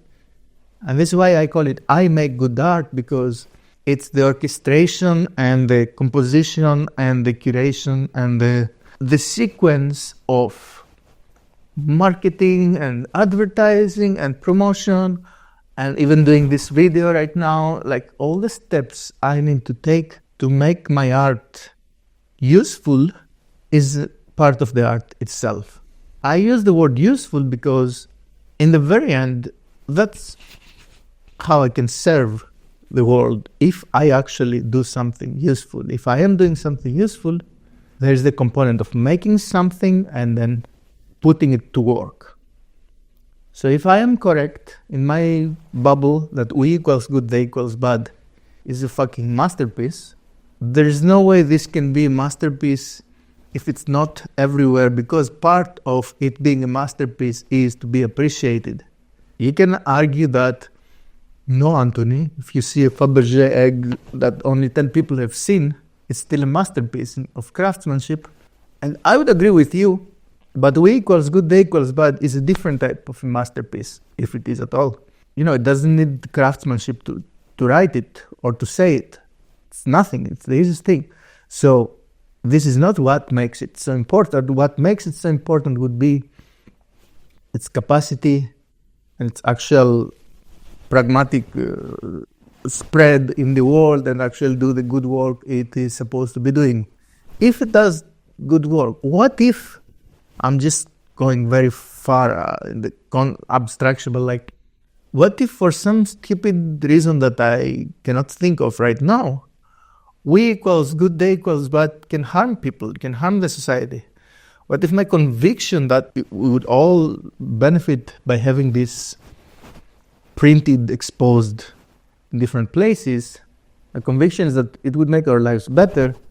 What if by some dystopian event this happens, my dream happens, and actually it makes the world worse? I think that's my stamina. Yeah, but so the market, the business aspect of it, I need so much help, and I need to hire people, and I don't have money. But here's the thing. Let me say something else. I don't know how far you are in this self-important delirium podcast kind of thing, episode 0. But if you're listening to this right now, you have listened to me for so long already, and you may or may not be tempted to help me in some way, right? And I don't want your money. I don't want your money, first of all, because statistically, you're not the right, or maybe not if you have listened so much. But it is like, if you don't want to buy something from me, if you don't want to receive some material good or some service or some kind of work that I do for you, I don't need some few money for support. It's too early to ask for this. If you send me 10 or 100 or even 1,000 euros just because you love this thing, no, hire me. Then hire me to make something for you, or keep me in mind, because I'm winning. You know what I mean? Like, if anyone listens that far, I have your attention for so long, and I'm telling you things that I consider important, and basically I'm trying to do what my art would try to do in the first place. Some kind of administering, delivering what my service is to the world, and maybe to you in some way. So that's already perfect. We are fine. You have given me more than enough, because this is a video, so it doesn't cost me anything, and it does cost you your attention. It cost me a lot to make, but even just making it was worth the cost for me. So I'm doing something that even if no one would see this, all this time speaking on the camera would be useful to me in the first place, and everything else beyond, whatever else happens with this footage, is on the top, benefit on the top, extra. All right, how to thrive. Step 1, buy my art. Step 2, show it up your ass. This is funny. Let's do a few more art pieces. This one is an old one that I feel like it's almost there, but not 100%. And it says, obsess, touch, regret, repeat. I have this very eerie red yellow system that again I developed before AI. Obviously, like, we obsess, then we kind of succumb to the temptation, then we regret it, then somehow we keep returning. Delegate everything. I put it on the hair of a black woman. Delegate everything. We use it in tech and make software that does your work for you, or hire someone to do it for you. Generally speaking, it's a very healthy sentiment that we have less than we need. We should be reminding us to do that. Some people overdo it, but I think the people who do it less than they should are much more than the people who do it more than they should. So I think delegate everything is a sentiment that is net positive. It's an exaggeration to say everything, but delegate. It's good. It's time to fart. It's such a cute, this is once again, a lot of people choose it from the stickers, and I was surprised how many people like it. But no, it's time to fart. You have permission. Give me your fart. Trust recurring nightmares. Oh, what I love about this is, once again, it can be very good advice, or it can be stupid thing to make fun of. I cannot really tell. I'm happy, privileged, lucky enough not to have nightmares, much less recurring nightmares. I don't think I ever had recurring nightmares. But what if you do? What is this life like if you have the same nightmare very often? Should you trust it? What does it mean to trust it? Should you do something with it? Should you just try to take some medication or change your routine so you don't have it? I don't know. I really don't know. I'm someone who doesn't dream much, and I dream very boring dreams, mostly like nothing. I don't know. I feel like my imagination does all its work in the day, so there's not much left to process. Good one. There's two that have two gay men, just an intimate pose. So the first is called masculinity, and there is those random words. And I actually think it can be like a gay couple can be very masculine. Not all gays are masculine, or not all gay couples are masculine. But as a straight man, I find it fascinating, the notion of two very masculine guys, being sexually attracted to each other. Like, this for me is like, woo, it's so interesting. It's so like, you can have a real masculine man and another real masculine man, and they're in love. Like, that's against my intuition much more than, two feminine kind of la flowery men being together. So I find it interesting, because you can have gay masculinity very much so. And the other one is silly. It's like two men and somebody farted, but we don't know who, because the prrr of the fart is in the middle and they're both sniffing it. So I like it. There is at least 4 pieces of art that are about drugs. One is called "You Must Be Fun at Parties," which is a very nice pun, because you must be fun at parties is used usually ironically, right? But in this case, must is like an imperative. You must be fun at parties, therefore you have to take drugs, because the way to be fun is to take the drugs. It's a horrible sentiment, but it's a wordplay with the whole slogan. And this one says, "Beware contains love," which is goosebumps inducing, because you can have a pill that contains love. Like, really, you can have a pill and just experience love. You should be wary, you should be careful with this shit, because the moment you realize that love can be induced and administered through a fucking pill, what is the world you live in? What the hell is? Be very careful with those things. Let's lighten the mood. I like this one. Eat drugs, shit medicine. I eat drugs, I shit medicine. Does it make sense? I don't know. I think it's funny. I think it's good. Oh, the comfortable shoes. Okay, so, Antony, what does it have to do with drugs? Man, when the shoes are comfortable, I don't know how to explain it. Oh, the comfortable shoes. And there is another one that says, I'm not sure if I like it anymore. I used to love it. It says, "Do as I do, not as I say. Do drugs." So usually we say, "Do as I say, not as I do." And then we say the good advice. Don't smoke. I smoke, but do as I say. Don't smoke, not as I do. So I flipped up and I say, do as I do, not as I say. Do drugs. So if I don't do drugs, you shouldn't do drugs. I used to like it a lot. I think it's like too many counter, and maybe for no good reason. So I don't know if it's good anymore. Just a symptom. Oh, I like this.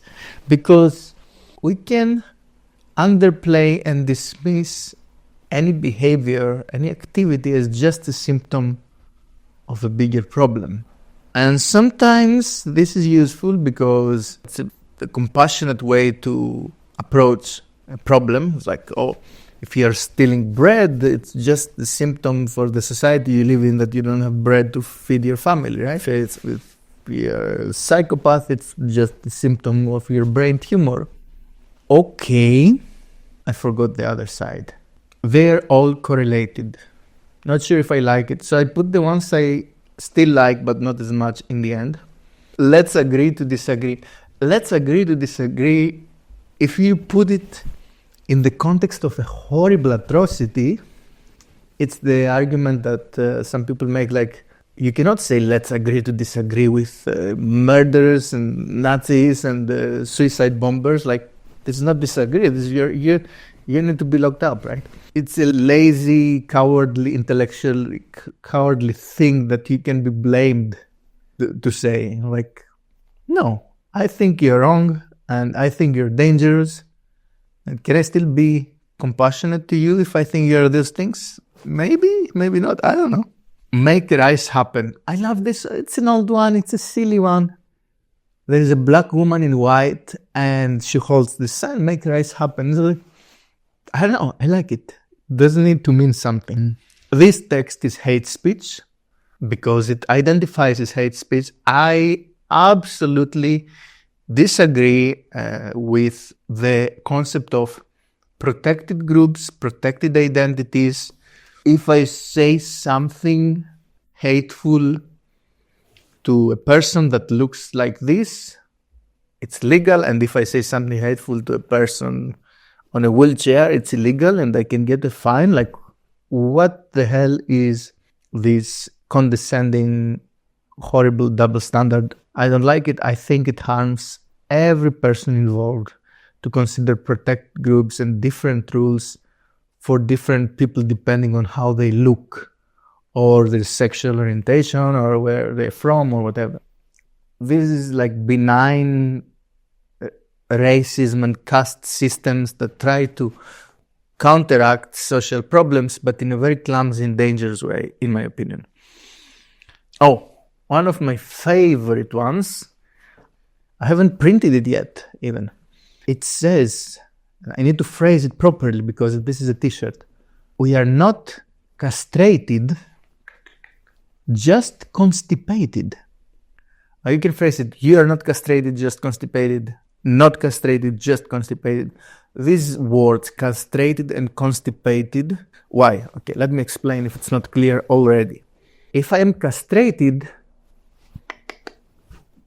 I don't have balls. I am supposedly coward, softy, whatever. I cannot.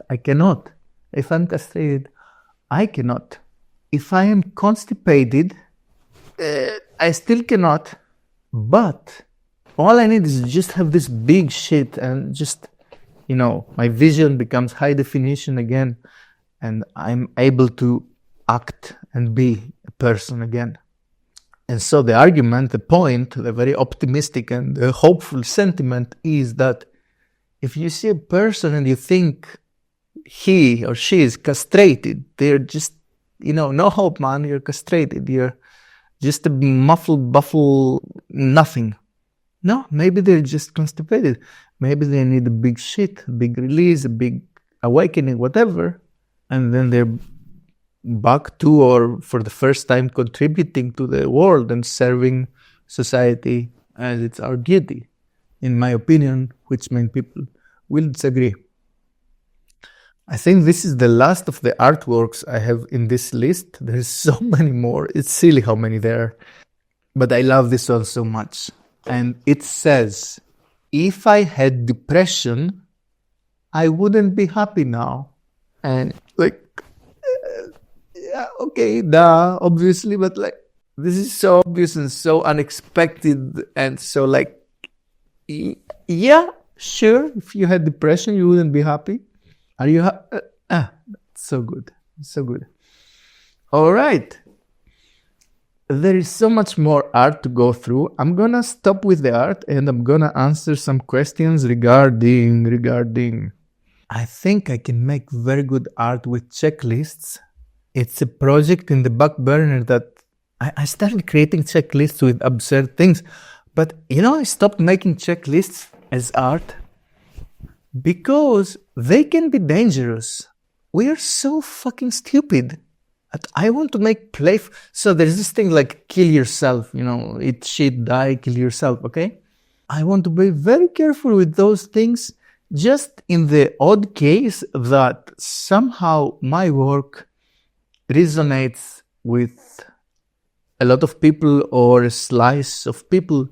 I am to some extent responsible. Like, I cannot claim the gratitude and benefits having my art improve people's lives and then not accept the responsibility of my art helping destroy people's lives. I cannot just take the credit for it. And so I started playing with checklists, like hug a random stranger. It's like those prank challenges, and it's just a list of challenges. It's just a list of truth and or dare, dares. And I wanted to make very absurd ones, so like, eat a cherry and then put another cherry in your ass and then, just throw a cherry on. And like, I'm not doing this because some people may do it, and I don't want people to do absurd things. I love absurdity and more silly concepts, but they have to be played with in a bounded way. And so it's like an adult's responsibility not to do something stupid or self-destructive or destructive. But I aspire to be an inspiration. And then if I am, not me personally, my work, and if I get to that amazing position, then again, I have responsibility. So checklists, the only one I have kept to do, not do that, don't do the stupid thing again. I want to be very careful with checklists. Another concept of art that is very wholesome, almost unlike my vibe, is coloring pages, but you color something when you complete a task, and the easiest thing to do is, for example, running or exercise. So you have a person running, it's funny because it's me, like silly funny, maybe there's some boobs and dicks, it doesn't matter. But then like you only color, one thigh if you run 10 kilometers, the other thigh if you run another 10. The arms when you do push-ups and stuff like that. And so I think that would be a very nice project because you're filling it up as you do your deeds and then you're coloring it. And it's very rewarding because when you have completed it, like when you complete the puzzle, it's also a token of you have done all this workout, for example. Still this concept, because I'm so lazy that we will procrastinate. You can probably make some money with it. If you do. If you got all that far, you deserve to steal the robot project. Drones, this is very fresh. I think it's one of the things people love to see, shooting drones, let's say, again, in cartoonish way. And so, of course, there can be boobs and asses and just drones that carry all those silly implements, and then the fish or whatever can shoot. I don't know. This is a very fresh idea, so I don't know if it's good. And then I have to do it. I have to do the comics. I have to. Before I show you the comics, I'm going to explain this thing, which I may call third, I'm not sure. So there's this third of atrocities, and the devil is serving it coated with whipped cream and syrup and chocolate sprinkles, which are moral indignation, rational arguments, and facts. So the message, if it's not clear already, is any shitty ideology can be served and appreciated, coated with actual rational arguments, moral indignation, which can make you furious and kind of combative and aggressive, and facts, real actual facts, the chocolate sprinkles.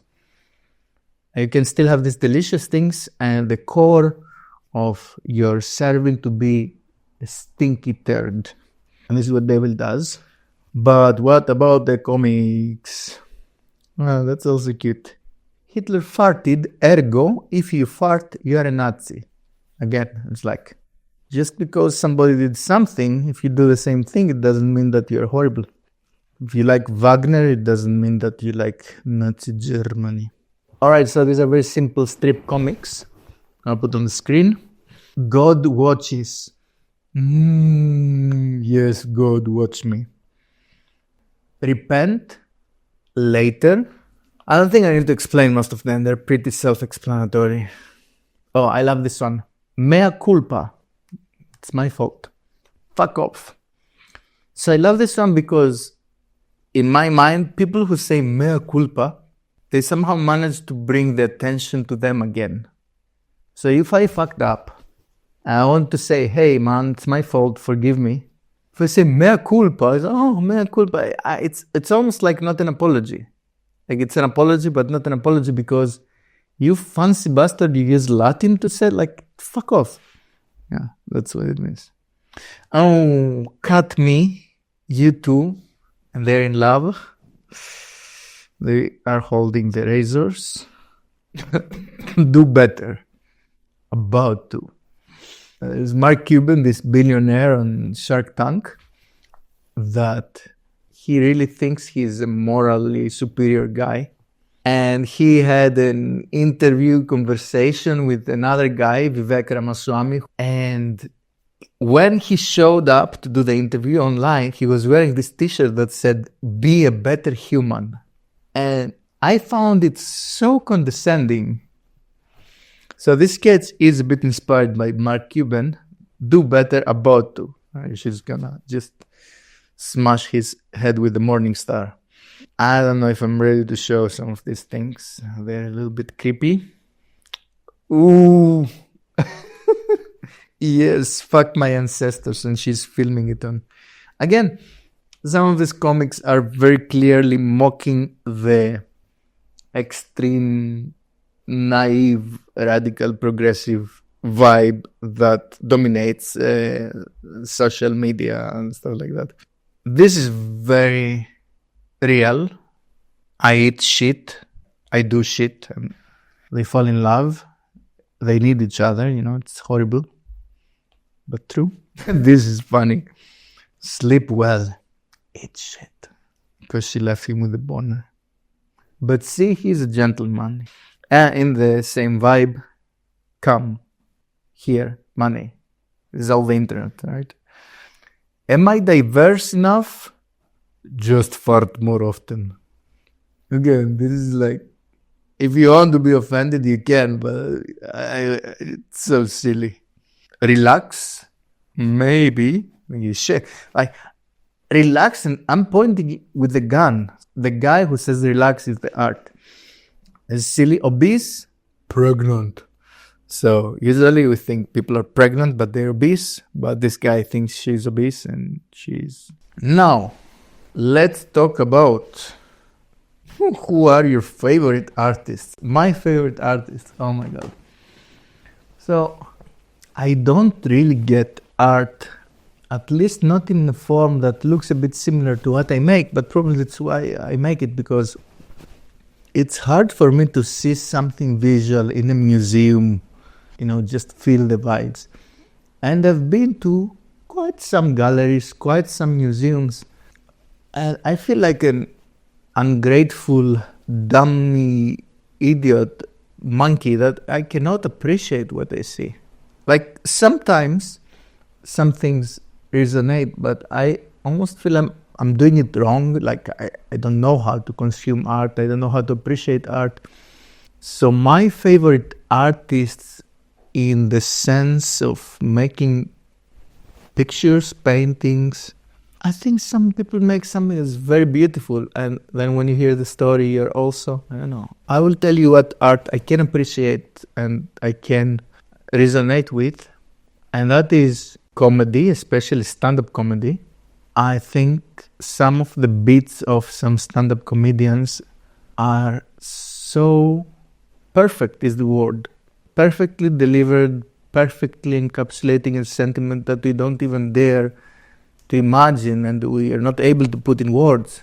And not only they dare to put it in words, they dare to say it in arenas of thousands of people and millions of people. It's like, they do it so good. My favorite comedian is Louis C.K. because this guy is not in peace with himself. I don't know how much it cost his personal life and his mental health, but I don't care, because let him be consumed if that's what's happened to him. What has happened to him created so deep, so real, so ugly, like looking yourself in the mirror and seeing something ugly that nobody even dares to look at, much less bring to the surface. And he actually manages to find words to express his own ugliness and not vulnerable, but ugliness, but in the most brutally honest and I don't want to say brave, but kind of real way. He resonates with me because he makes us laugh with our worst self, but he's not defending our worst self. Louis C.K. is my resonant frequency. I watch a lot of stand-up comedians in English and in Greek, and I think this is the type of art I can appreciate most the last few years. And music, of course, some beautiful music, some beautiful lyrics sometimes. But as far as visual arts and poetry or even literature, it's not my thing, kind of. Like, if I want to think deep or to feel deep, I can listen to some good podcasts that contain some very good insights, maybe some books, but I prefer to do it myself because whatever I see, I can create some stuff out of it. And I love doing that. I think it comes with age. Like, I'm far from having absorbed all the knowledge or the insight I could have. How is that possible? But I think it's enough to start producing things and spend more time and care and affection in producing things. And then if I am to study some things, they would be to fact check and literature review my own thoughts and see, has there been any research about this model, this idea, which may be complete bullshit. So the last thing I need to say about this podcast, but it pertains more to not my artistic identity, but my kind of general endeavor this year is it's the first time I feel I kind of have to write something like a book. And I don't want to write, like, I have enough on my plate, but I always thought that if it feels inevitable, it will just show up as an imperative.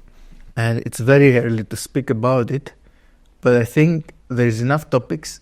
It's very rare. Here's the fucking crazy thing. I'm listening to all these brilliant people speaking and making excellent work, media, creation, podcasts, movies and text and courses and everything. And so what do I have to add? What do I have to contribute besides being a skillful curator of already wonderful material that exists? Do I have to add something? I don't need to. It's more than enough. If the world didn't have me creating things, but just curating good things and teaching things with methodologies that already exist, that might be enough. But I'm greedy. I'm this kind of person that I feel like I have something to say that has not been said the way that strikes so useful and so resonant. And that's what I'm doing with the art. It's really liberating because to do it through art and not through some big engineering project, for example, which, by the way, is another way which is great. I could totally be doing that, and maybe I will do that in the future. But to do it through art is very sneaky, and I don't need the permission or the budget or the infrastructure from anybody. But I do need to kind of believe that I may be able to create something powerful or something genius that is way beyond and above me as a person. And so giving me the permission to call myself an artist and to have flow states where I'm like, I'm fucking doing this shit and I don't know what it is, but it's stronger than me and it's kind of brilliant and beautiful and humbling and scary, to capitalize on that and make it so important in my life as to be possibly my career, or at least a business, is what was 2024 for me and what will probably be 2025, because I'm doubling down.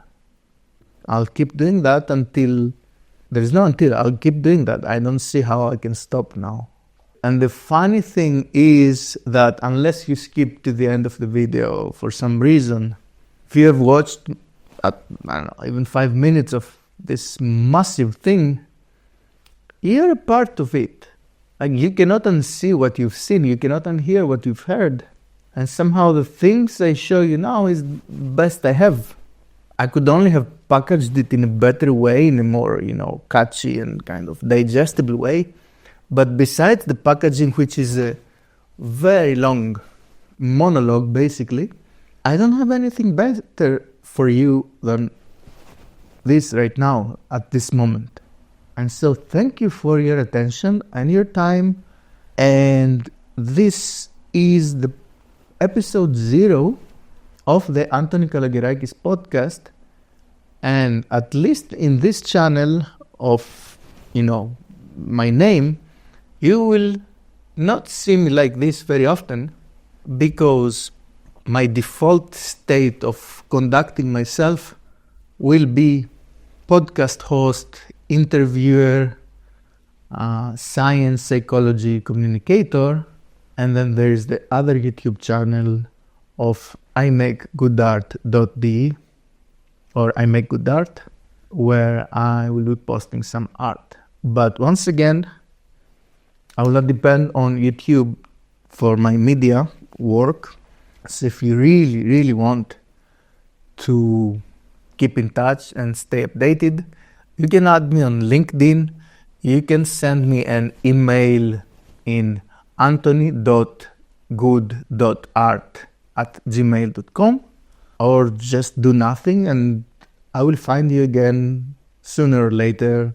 Maybe if my stuff starts getting traction, you will probably stumble upon my things in the future. At least that's my hope. Thank you so much for watching. And the next episode of this podcast, episode 1, will be with the real guest. So I'm really, really looking forward to that. But until then, have a wonderful beginning of your 2025 if you happen to watch this early. If not, just have a good time, whatever you do.